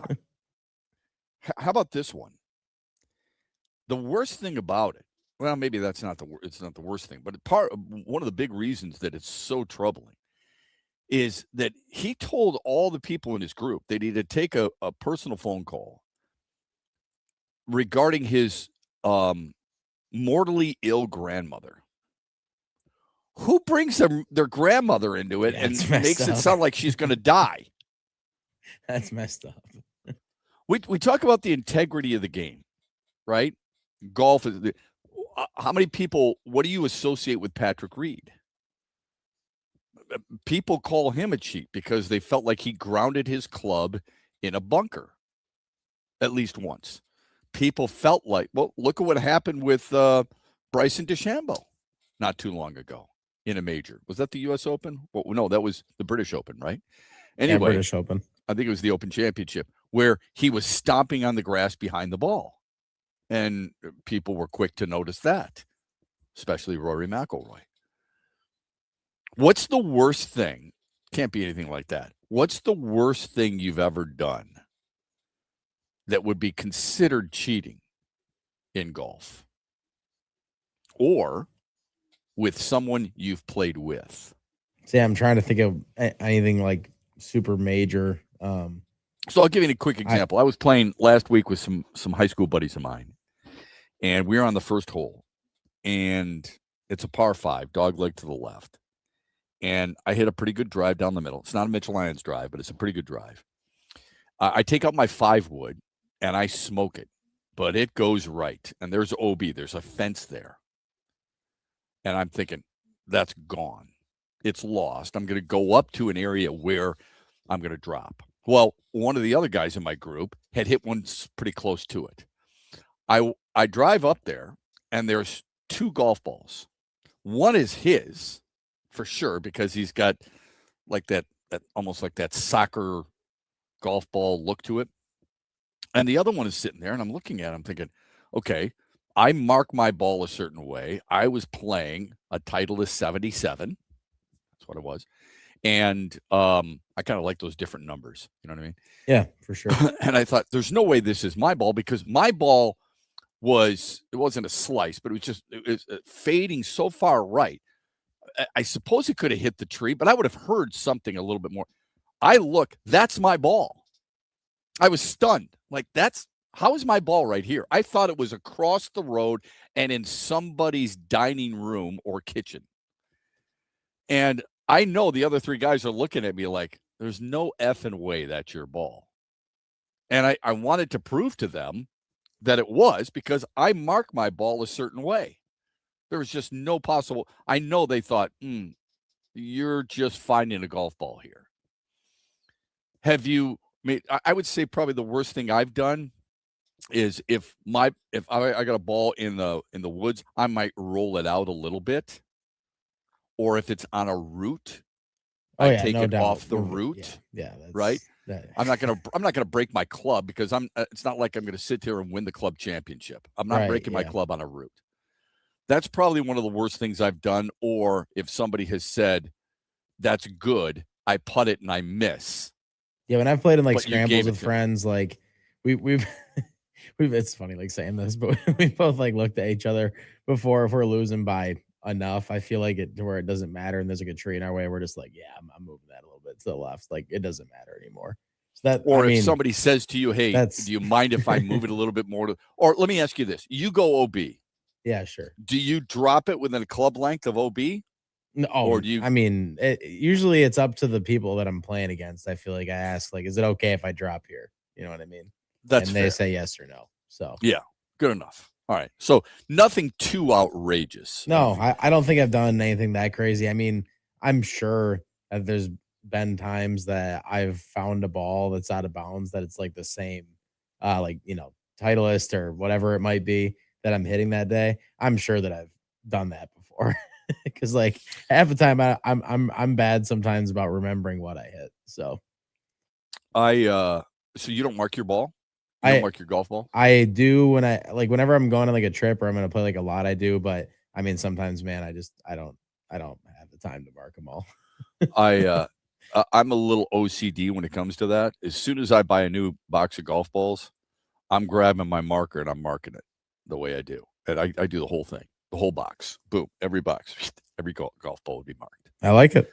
No, it's kind of stupid. Well, then that's yours. Yeah, which is smart. Then yeah. And if I ever find a good golf ball, like I found one, I think Saturday morning. It wasn't mine, but I found it. I'm like, how come no one's? It's a Titleist. Mark it right away. Now it's mine, right? Have you ever played the wrong ball and given yourself the wrong a penalty for that? I don't think so, because I don't really know. I guess I'm never. I did that Thursday. A buddy of mine. Oh, you're saying you just hit the wrong ball on accident? I hit the wrong. I have hit the wrong ball on accident before. Yeah. Yep, that's what I think. So that's supposed to be a penalty shot. My buddy said, "Shep, you're right here." I said, "Oh, thanks." I look, it said Titleist, but it was a Titleist 5, and I was playing a Titleist 8. So I hit it, chipped up, 2-putted, parred. I'm thinking, this is great. I take it out of the hole. Actually, no, I marked it. I grabbed it and I said, this isn't my ball. So I drove back, found my ball, played up, and took the penalty stroke. Was it my fault per se? I don't know. My buddy's the one who said, Shep, you're right here. So I just went, I'm responsible for the golf ball. That's on me. Yeah, that's fair. So I took the bogey instead of the par. I think golf tells you, this is the reason I wouldn't want to play with that guy again. Golf reveals this is one of the many things I love about the sport. Golf reveals a lot about who you are. You can get to know somebody in a 4-hour round really well. This is not a movie where you and I double date. You're with Katie, I'm with Lisa. We're sitting there. We're just quiet because we're watching the movie, right? You and I play golf. I see a window into who you are. It's one of the many things I love about the sport. What kind of music you may listen to, what kind of score you're giving yourself. Although I'm lucky if I keep track of my own. I'm not one of those guys who keeps track of everybody else's score. You know what I mean? I've got friends like that. I was like, hey, is that for par? Like, I think so. Yeah. I mean, I don't know. 1, 2. Yes, it is. Then you start making me count for. Well, yeah. If I'm keeping track of somebody's score all the way through, then it's that bad. Someone has to be playing like at my league, for example. Definitely got to be able to do that. They got to be really like I noticed like a few holes in a row. There's no way they shot that. And then you gotta start thinking about it a little bit. But otherwise, I'm not good enough at golf myself to not pay attention to my own game is the main thing. Yeah, for me, I play with people I like, and I trust that they know their score. Whatever you give yourself, who are you hurting?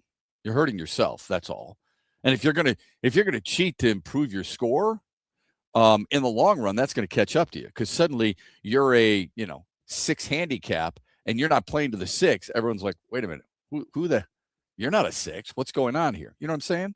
So that's kind of how I feel about it. Anyway, I don't buy into that stuff. But I thought that was an interesting story that you'd be. It is. That's extreme. But we did get a text during that. It's the same person that texted it last week, but tonight is the Tarek Skubal bobblehead night, and I will be at the Whitecaps, by the way, covering it tonight. So, it's the Whitecaps Skubal. Yeah, they're still holding not the Tigers, not the Tigers. No. If the Tigers did that, oh my gosh. Yeah, but like we said, I think this was last week, right? Like I said last week, I would. If I'm the Whitecaps, I'm handing those out. Yeah, I'm still doing it too. I don't blame it at all. It's one of the reasons people go, right? They're going to get drawn to it. It's okay. I mean, I have no issue with that whatsoever. I just think this is from our when we first came on the air, folks, in case you joined us late. Nothing special last night as the Dodgers barely held on and beat Kansas City 6-5. Tarek Skubal did not get a decision in that. So he took the loss in his first game as a Dodger. And then in his home opener, he gets a no decision because he lasted 5 innings, gave up 4 hits, 3 earned runs, walked a pair, struck out 6, and threw 95 pitches over those 5 innings. And I think when you're having the debate, or if you want to escalate it to an argument with the friends you work with in television, you're also saying to them, look, it's not as much the innings is that it's 95 pitches and he's done. 96, 97. He's not going very deep. I would just remind you, as I said earlier, and it's been pretty consistent, you're right. But as I mentioned earlier, just keep this in mind. He's not unique to this. I'm not trying to stick up for a guy like Tarek Skubal. I want him to go deeper in games too. This is a baseball situation. It is not an A.J. Hinch thing. It is not a Tarek Skubal thing. It is now a Dave Roberts thing. This is happening consistently throughout baseball.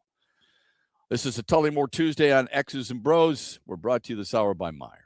In my pro football days, the key to winning was a great game plan. It's no different when it comes to your retirement. Hi, this is Mitch Lyons from Mitch Lyons Wealth. Is stock market turbulence making you question whether your plan is okay?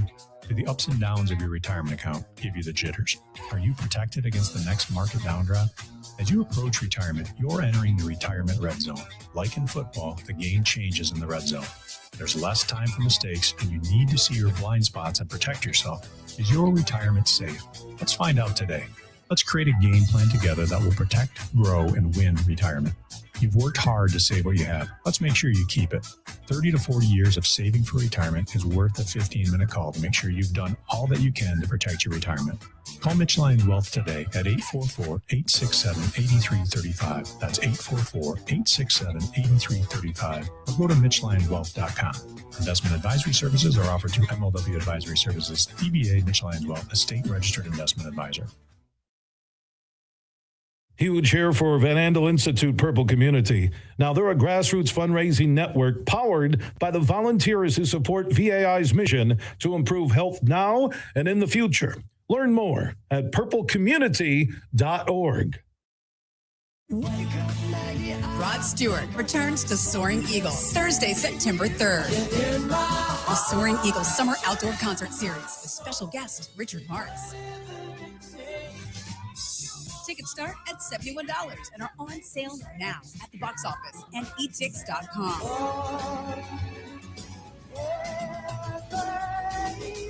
One last time, Rod Stewart with Richard Marx, September 3rd. SoaringEagleCasino.com.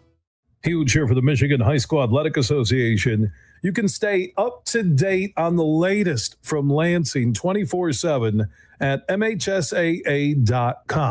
at MHSAA on Twitter, and MHSAA on Facebook. The latest news, press releases, and stories connected to every high school in the state of Michigan, available for you 24/7 from the Michigan High School Athletic Association. Log on to MHSAA.com, at MHSAA on Twitter, and MHSAA on Facebook. And if you're looking for archive boys and girls high school sports, MHSAA.TV. That's MHSAA.TV. 24/7, everything you need to know about high school sports in Michigan. Log on to MHSAA.com.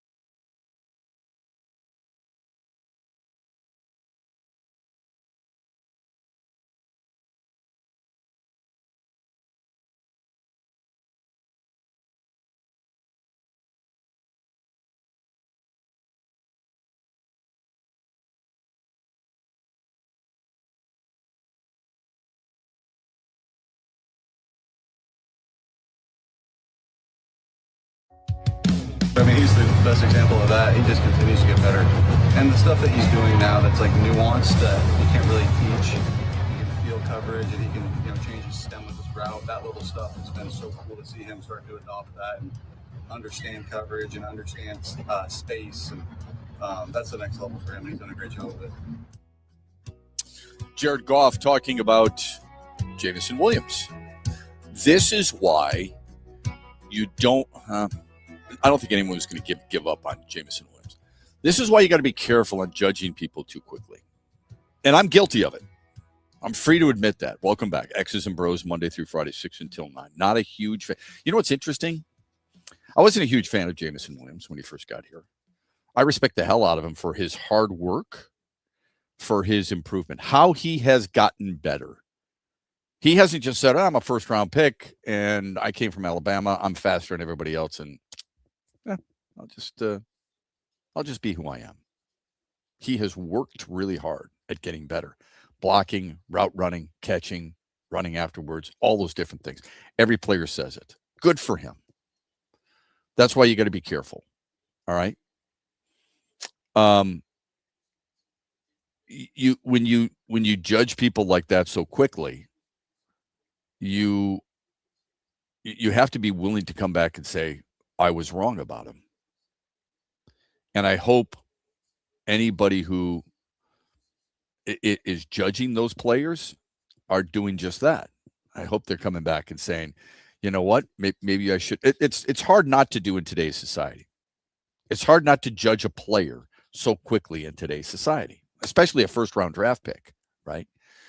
But the constant label of bust. I saw something on social media saying something along the lines that Riley Green's just not very good. I thought to myself, man, is that, I'm not going to engage with that person, but, and I mean engage as in a conversation, not like, Andy and Katie being engaged. I'm trying to figure out what exactly you're looking for from a player. And I'm not saying you're going to be totally wrong, even though I would disagree with you and I would vigorously debate you with that. But how is it a guy who has 16 bombs, driven in 54 runs, hitting 273, on base at 36.5% of the time? How is he? And is he been their best hitter? Nope. Kevin McGonigal has. Has he been their MVP? Nope. Dylan Dingler has. At least in my opinion. How is he not very good, though? As a 3-time All-Star, how is he not very good? Forget about what he does in the All-Star games. I'm asking you, how is he not very good? It's a judgment. Somebody judged him early in his career and can't move off that dot. Not patting myself on the back here, but I judged Jameson Williams early. I have moved off the dot. And he's kind of forced me to because he's been that good. But I would have thought Riley Green would have forced somebody else to get off that spot, and that person obviously can't. It's very strange how we look at those things. By the way, NBA schedule, Pistons are going to host the Celtics in the October 20th, Tuesday, October 20th. NBC put this out. First game of the league calendar, 3 o'clock, October 20, Pistons and Celtics. That will be followed by the Knicks and Sixers. How did you not predict that? LeBron James, Jaylen Brown. The only thing you would have thought, if it weren't the Knicks, like if the Spurs had won the NBA championship and not New York, Sixers would have been playing Boston. Yeah, or 100%. LA, or LA, right? Yep. Absolutely. And No I'm not question saying they about shouldn't. that. I mean, if I'm the league, that's what I'm doing. I think most people are going to watch opening night anyway. It's a Tuesday night. It's not the only thing that might coincide with it sports-wise is Maction. Right? So I would guess they would have done that because I would have. But having them play in New York, knowing it's the Sixers and Knicks were the top 2 favorites, not necessarily in that order, to win the East, considering how different the Sixers look and how potent they're going to be. Edgecombe's going to be with them. You're going to have Brown with him. You're going to have James with him. You're going to have Embiid with him. That's going to be a scintillating team. right? For sure. Celtics and Pistons, Sixers and Knicks, Thunder and Spurs. That's as good of an opening day lineup as you could have imagined. Yeah, that's a solid night of basketball. That gets me excited for some basketball, to be honest. That gets you into not just one of the games. If you're a basketball fan, I'd watch all three, man. You're going to watch all three. Yeah. Right. I didn't even mention Tyrese Maxey, my apologies, in Philadelphia. He's arguably their best player. Now that Jaylen Brown, it's probably Jaylen Brown. Maybe it's LeBron James. Maybe people feel that way. But either way, that is a stellar lineup right there for NBC and Peacock. Those three games. Spectacular. But it's nice, not that we always need validation. It's kind of nice that the Pistons are part of it, don't you think? 100%. Yeah. Because, I mean, it feels like being the 1 seed last year, they finally started to get talked about more. But I think that definitely shows that they're on people's radar at least. But at least getting the respect they deserve for being the 1 seed last year. Yes. Here's just a small complaint from Shams Charania of ESPN, probably the best NBA insider. He wrote NBA opening night on October 20th on NBC. Philadelphia at the Knicks, OKC at the Spurs. Aren't you forgetting the other one? There's another game there, buddy. And it involves the number 1 seed from the Eastern Conference last year. It involves the team that won 60 games last year.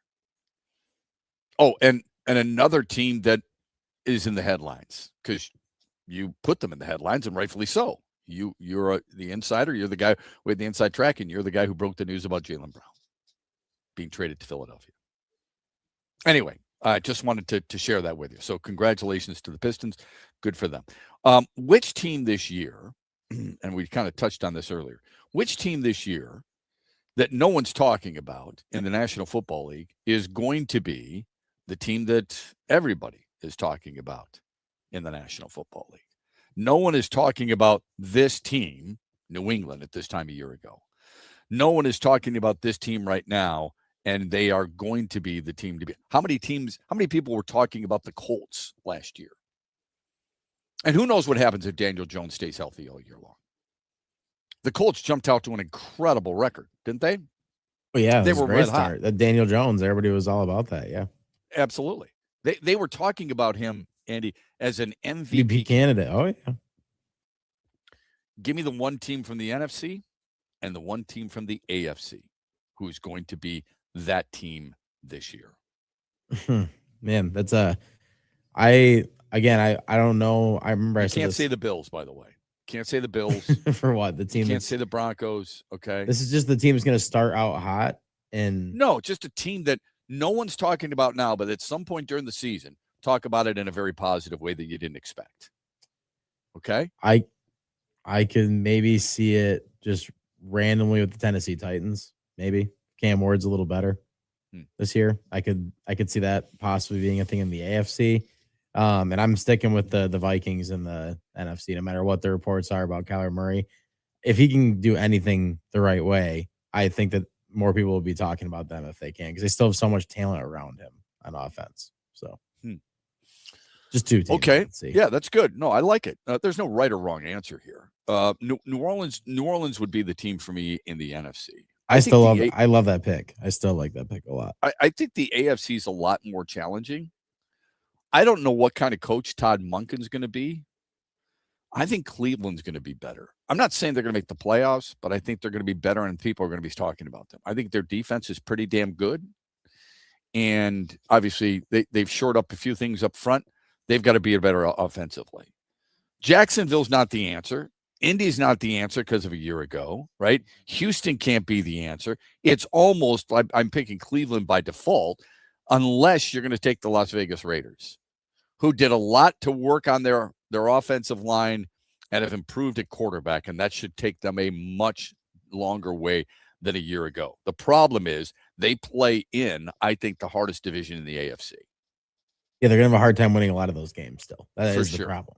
Meyer Hotline, 866-838-4843. Text line, Sports Radio 21,000. We're brought to you this hour by Soaring Eagle Casino and Resort. A reminder, Chris Solari of the Free Press joins us bottom of the hour to talk MSU football.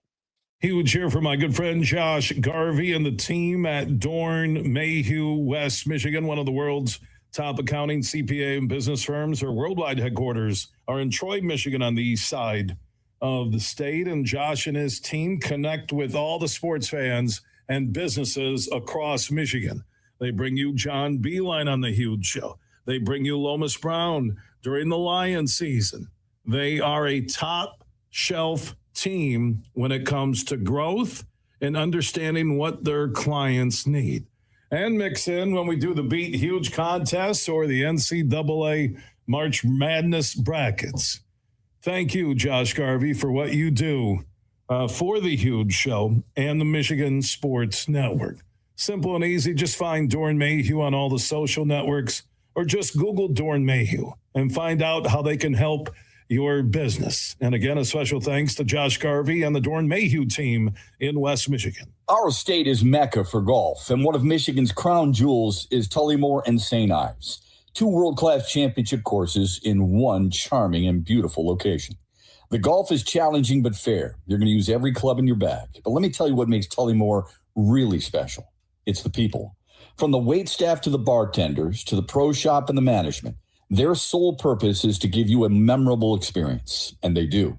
Go to TullymoreGolf.com today and experience a Michigan masterpiece. Make sure you listen weekly to our Moving Ferris Forward interviews with Ferris President Bill Pink and other leaders who are moving Ferris forward. Find out more about Big Rapids and Ferris and what they have to offer at ferris.edu.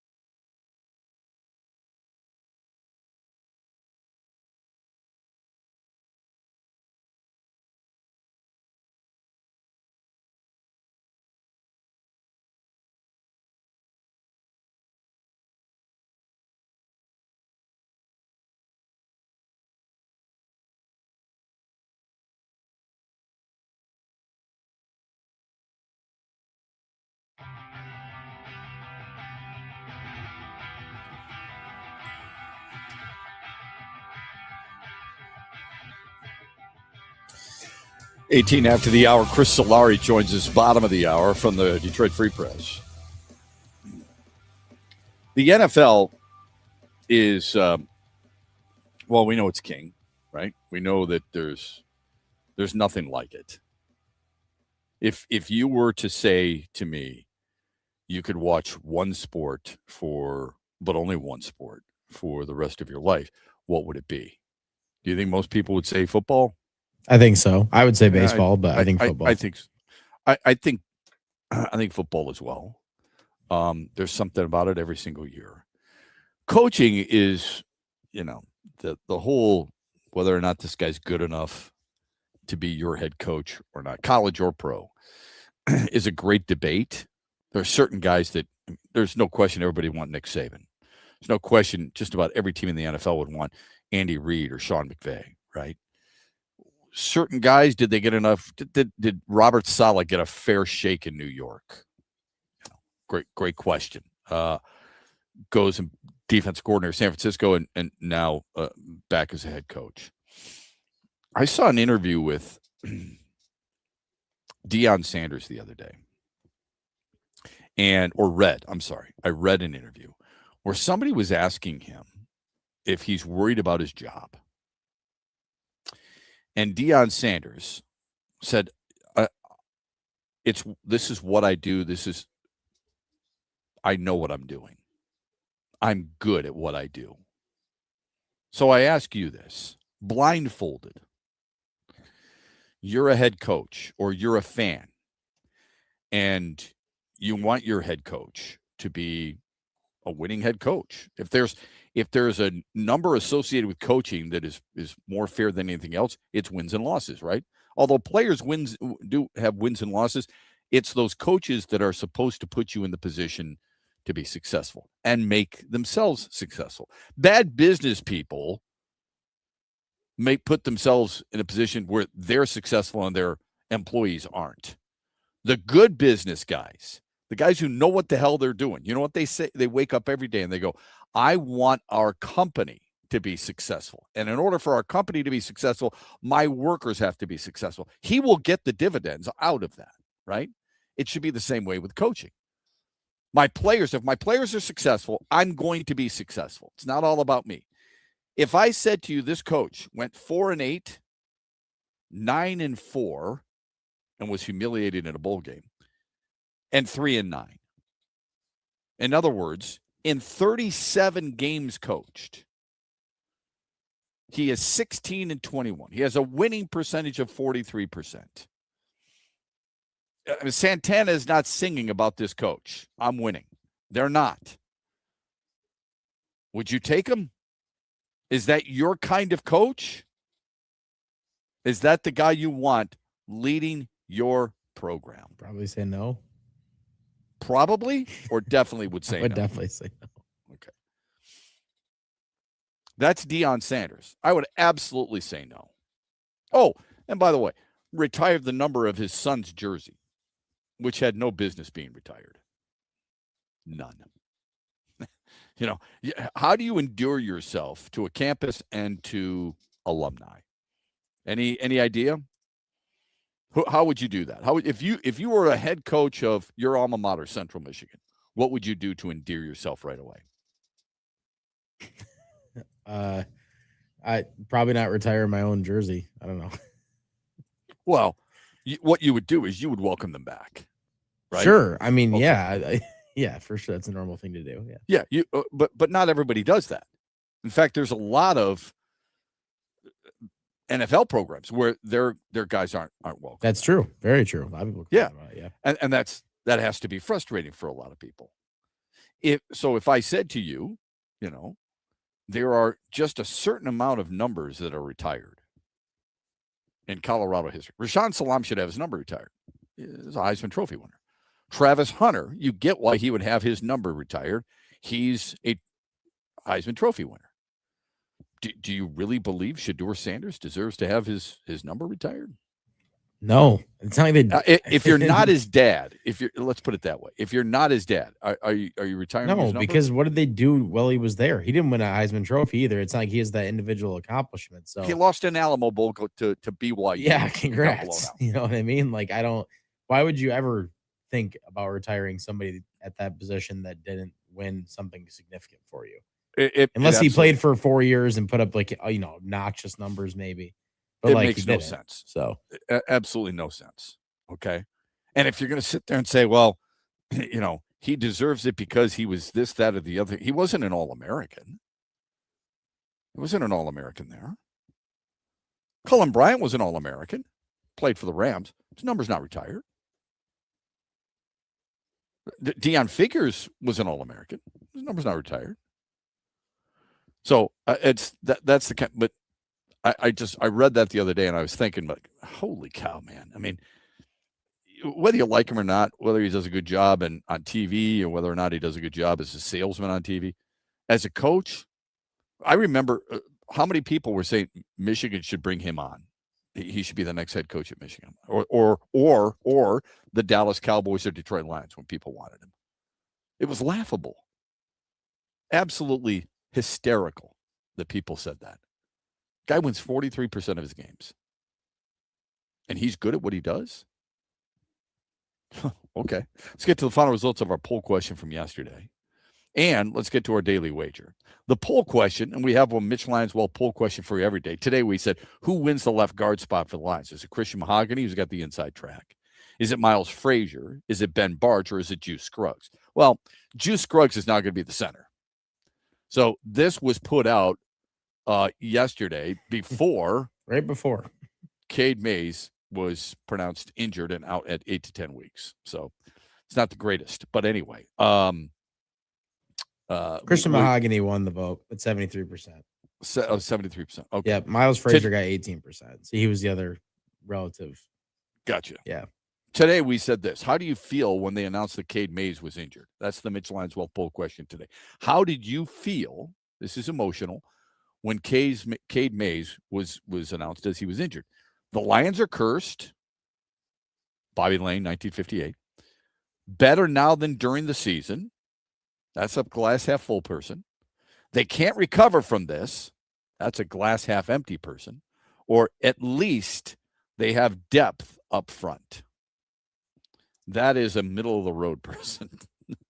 So you've got very far extremes when it comes to the Mitch Lionswell poll question for today. You can vote as often as you want at XB Mornings.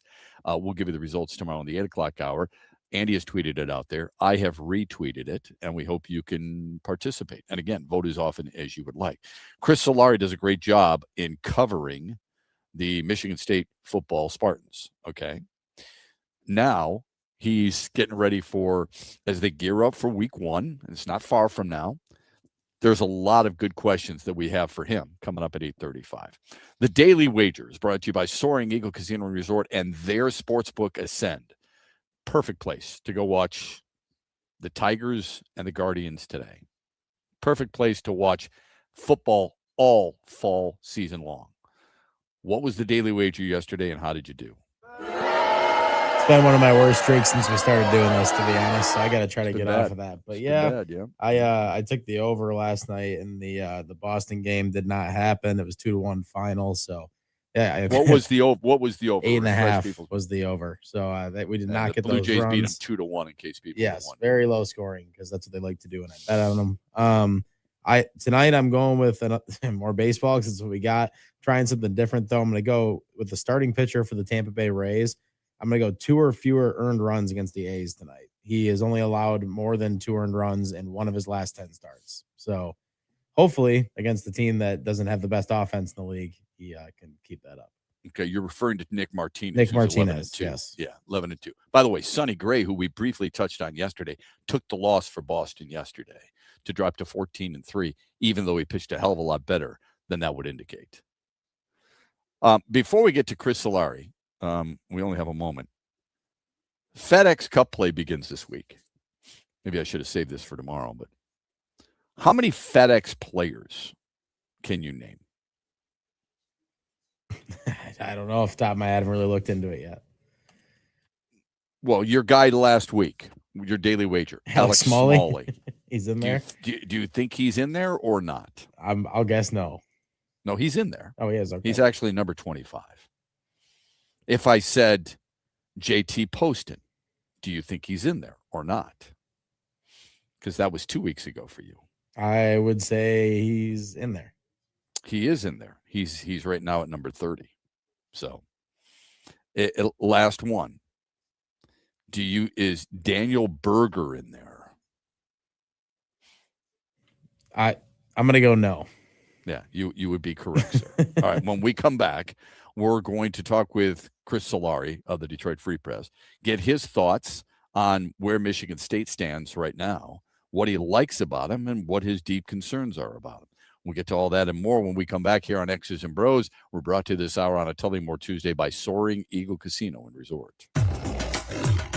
In the den. It's a new day to celebrate and be free. It's a new day full of action and excitement because it's a new day for winning.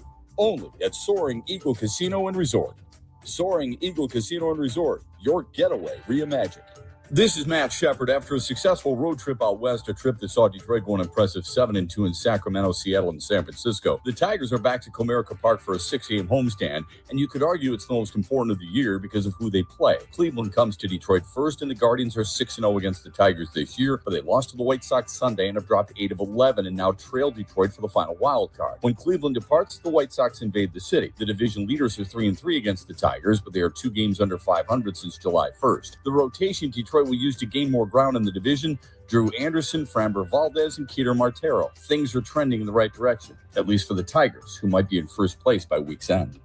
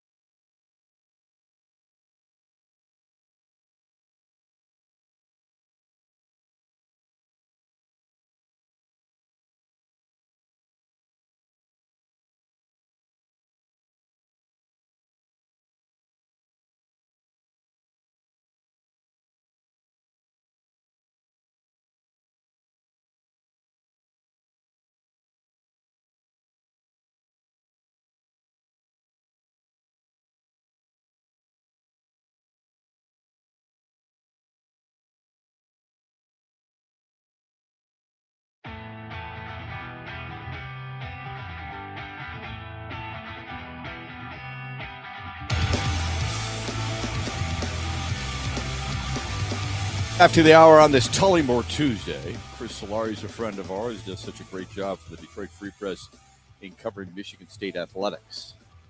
Let me emphasize athletics, not just football, but football consumes him now, and he joins us here on X's and BrO's and has been at Pat Fitzgerald's practices on a regular basis. The reason we know as much as we do about Michigan State football is because of Chris Solari, so we thank him for the time. What has stood out for you, my friend, at practice during Pat Fitzgerald's short tenure so far? Well, thank you, Matt. I think the energy level from the coaches on down, I think it's an amplified scenario when you walk into that practice compared to a year ago. And that's not saying anything bad, I think, about Jonathan Smith. I think he just had a different approach. I still think he's got a lot of football left in him to coach.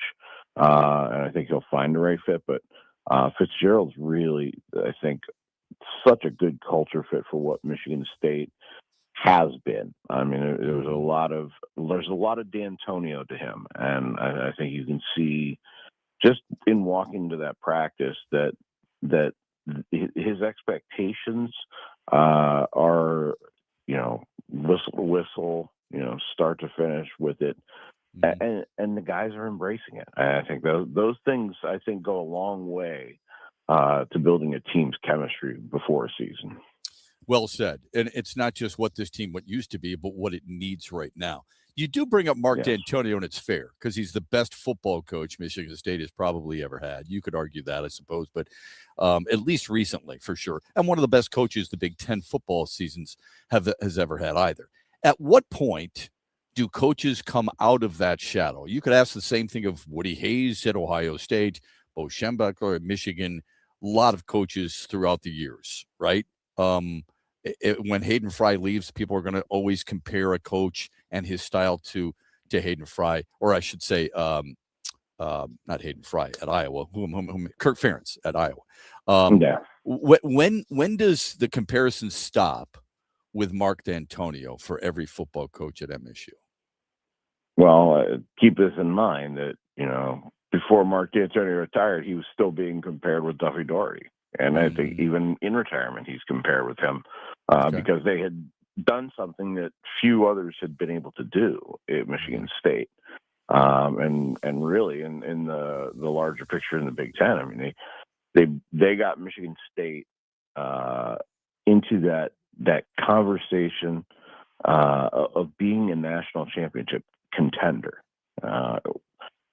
So I think that it's going to be logical that those comparisons are going to last. I mean, D'Antonio won the most games in school history, and if you make a hire at this level, people, I think, will compare that. But I think more importantly, to be able to build a program, especially a modern program in the NIL era, I think that was the one thing that D'Antonio did that I think has been lost in I don't know, for some reason in the last 5 years or 6 years since he retired, is that he built a program that looked like it was gonna survive, gonna last, and it completely crumbled. So I think that's why you have to make those comparisons, because the blueprint that Pat Fitzgerald inherited from Mark D'Antonio is still the blueprint to win at Michigan State in the Big Ten. Amen. Yeah. You could say the same thing about George Perlis when he won at Michigan State. That blueprint was pretty consistent. We're talking with Chris Solari of the Free Press, joining us here on X's and BrO's. What do you think Fitzgerald's biggest challenge with 50 new faces or so? You wrote about this the other day. What's the biggest challenge? Well, I think there's a couple different challenges here. I think one, I think his biggest challenge overall is getting to know the donors and keeping the money flow coming in. I mean, this is it doesn't matter how good a coach Pat Fitzgerald is. It wouldn't have mattered how good a coach Mark D'Antonio and Duffy Daugherty and Biggie Munn were. In this era, if you don't have the money and the funding, you're not going to acquire the talent it takes to win a Big Ten title or a national title, or even to be in the conversation of that. It's just the plain and short of it. So I think that's his main priority overall. Like, he's got to be able to be that CEO figure that can kiss babies and shake hands. And he seems to be that kind of guy. So I don't necessarily think that's a problem at all. And I think on the field, I think that the trenches, especially on the offensive line, those have fallen into disrepair. And, I think that's one thing that right when he came in, I mean, Fitzgerald started targeting offensive linemen and in the portal, and he wants to get better and win now. He doesn't want to wait. If there's anything that Kurt Signetti taught people is there's no 2-3 year grace period anymore. You need to be able to do it and show you can do it, or else the next guy's going to move in there. Not stable for a program, but the reality is that this isn't the same era as 5 years ago. Amen to that. Unfortunately, that's just kind of how the way it goes. You did write yesterday, speaking of that UConn transfer Ben Morawski is the key to rebuilding the offensive line. Well, you wrote that in the Free Press. Why is he more important than Connor Moore or Nick Sharp or Robert Wright, all who you mentioned, but you specifically target Morawski? Why? Well, because I think Morawski's got that size, and I think he's going to be on the left tackle. So anything that Alessio Milivojevic wants to accomplish, he's going to need that kind of protection from the left tackle. I mean, that's been an issue. That's been an issue last year. The protecting the quarterback was an issue 2 years ago, and I think that's Milivojevic is not the same quarterback as Aiden Childs. I mean, even they gave up, I think, 27 sacks a year ago, and I think 16 of those were on Milivojevic, and the other however many were on 11. like 20, I think 21. And think about this: Aiden Childs was able to escape a lot of that pressure, and it was constant and perpetual. And he got knocked off his spot so much and never could firmly establish himself. So I think that a lot of that pressure coming from the left tackle spot. You need the anchor there. You need the guy that's going to build that wall. And I think that, to me, is why Morawski's maybe a little bit more important. Now, that's it. I think not Hank Fraley, but Trent Fraley at center is equally important as well, because he needs to be able to call out the protections and get the guys around him, understanding their assignments and where the pressure's coming from.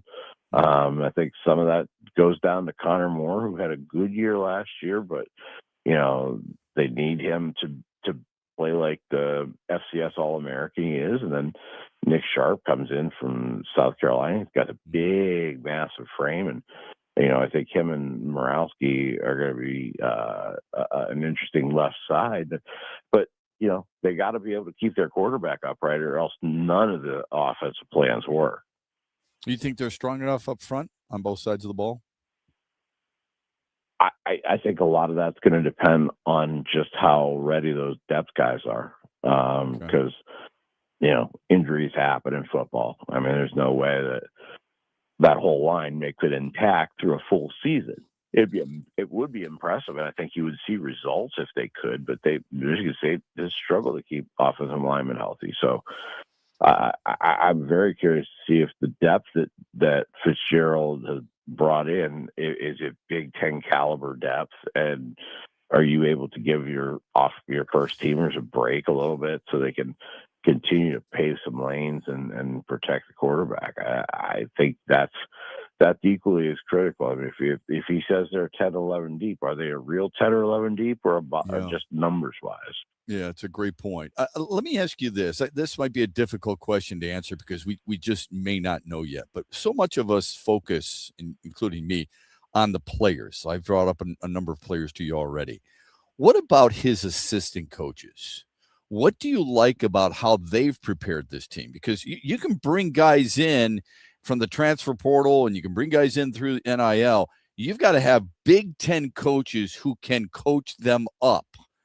And most of these coaches, I think all of them, except for maybe one, he has not coached with in the past. How is this coaching staff in your mind?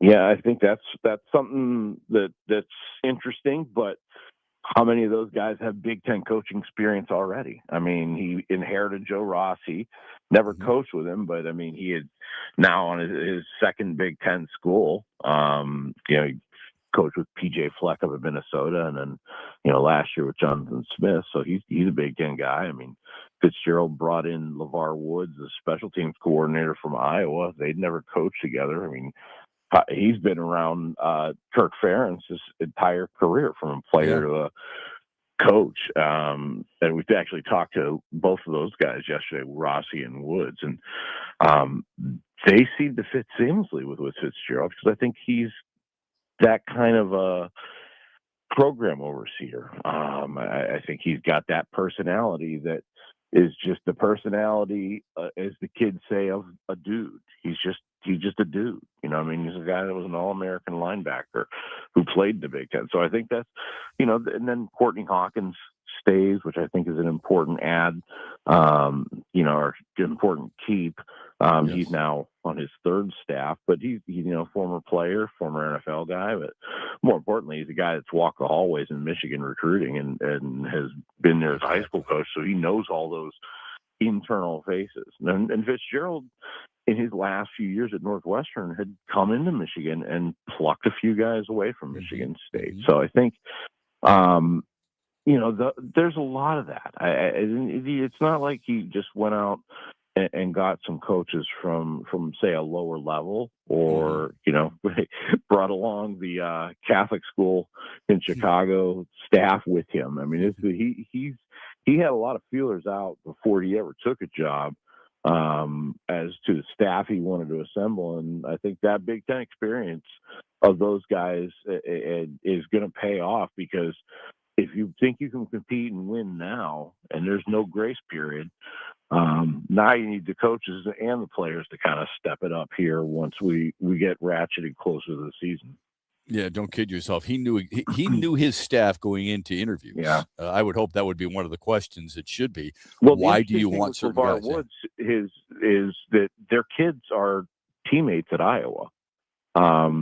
Fitzgerald's son and LeVar Woods' son were freshmen last year, and I think that's how I didn't know that connection was made. Yeah. Wow, that's really interesting.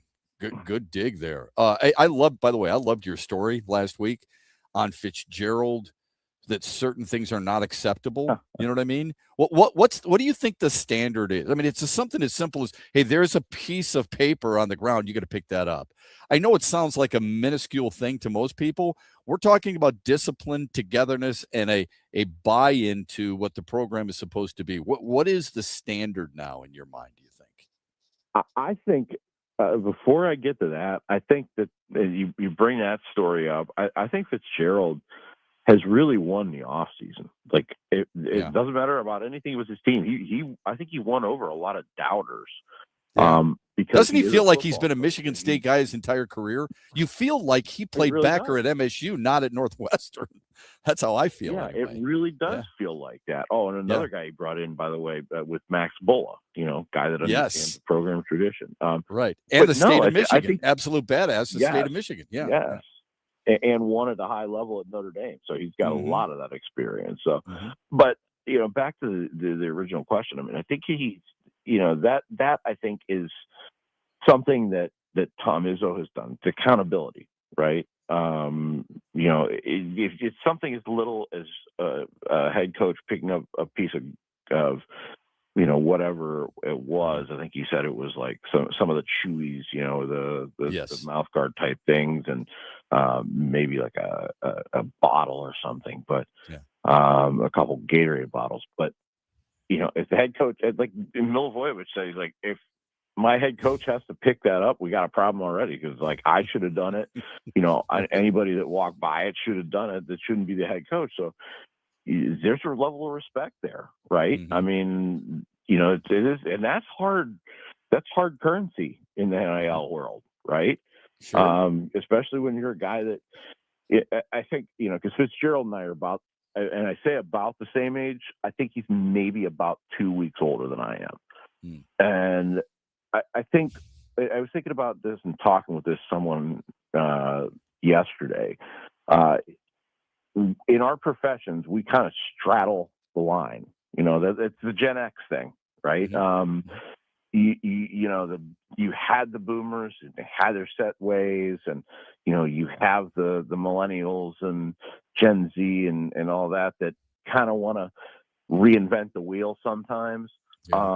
Gen X has kind of straddled that line between old school, new school, and that's a tough line, right? I mean, you got to be able to connect with all the older people who are trying to fund your program that are 60 plus, 70 plus, a lot of them, and you got to be able to connect with Gen Alpha, or whatever it is that are 16, 17-year-old kids. Right. Fitzgerald's in that sweet spot. Yeah, he's in that sweet spot to be able to straddle that line. Yeah, it's a great point, man. I love that conversation. Love to pick his brain on how you're able to do that. I would guess having a son that age helps him. You know what I mean? To try and gain some of that knowledge. Absolutely right. Yeah. I also love the story about Kenny Soares, by the way, the first to wear number 1. It tells you something about your team when they can recognize something. You know what I mean? I know for some people it might be a big deal, but when you've got other players looking and other coaches looking at a guy who epitomizes what a Spartan football player should be, just because he hasn't been there 3 years doesn't mean he doesn't deserve the honor. It was a great read. I would encourage everybody to go back, just go to freep.com or go to Chris Solari's Twitter feed at Chris Solari. You'll be able to find all the articles. It is inspiring, and if you're a Spartan fan, it should give you a great deal of hope that this program is on the right track. Thank you for your knowledge, my friend. We always appreciate the conversation. It's great stuff. Well, you got it. We're getting closer to kickoff, so I love that, man. Looking forward I to can't flip and wait. toe to leather and actually play some games. Yeah. Now here's one thing season. Can I just ask one more thing? This is so silly, but I don't care. They have one of the greatest logos in college athletics. Okay? It's one of the best. It's better than USC, who's got the smaller Trojan. Can we just leave it?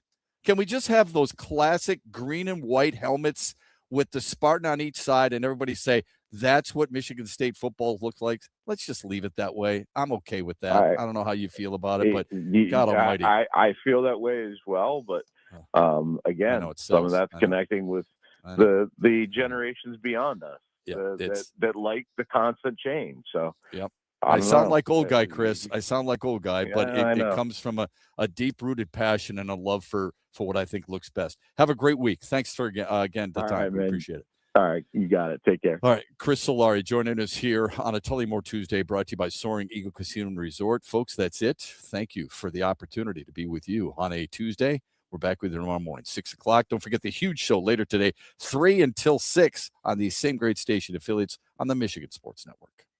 The big shows are at Soaring Eagle. Eric Church. All you gotta do is put a drink in my hand. Friday, August 14th with special guest Ashley McBride. The Free the Machine Tour, part of the Soaring Eagle Summer Outdoor Concert Series. Tickets start at $87 and are on sale now at the box office and etix.com. Drink a little drink, smoke a little smoke. The party starts with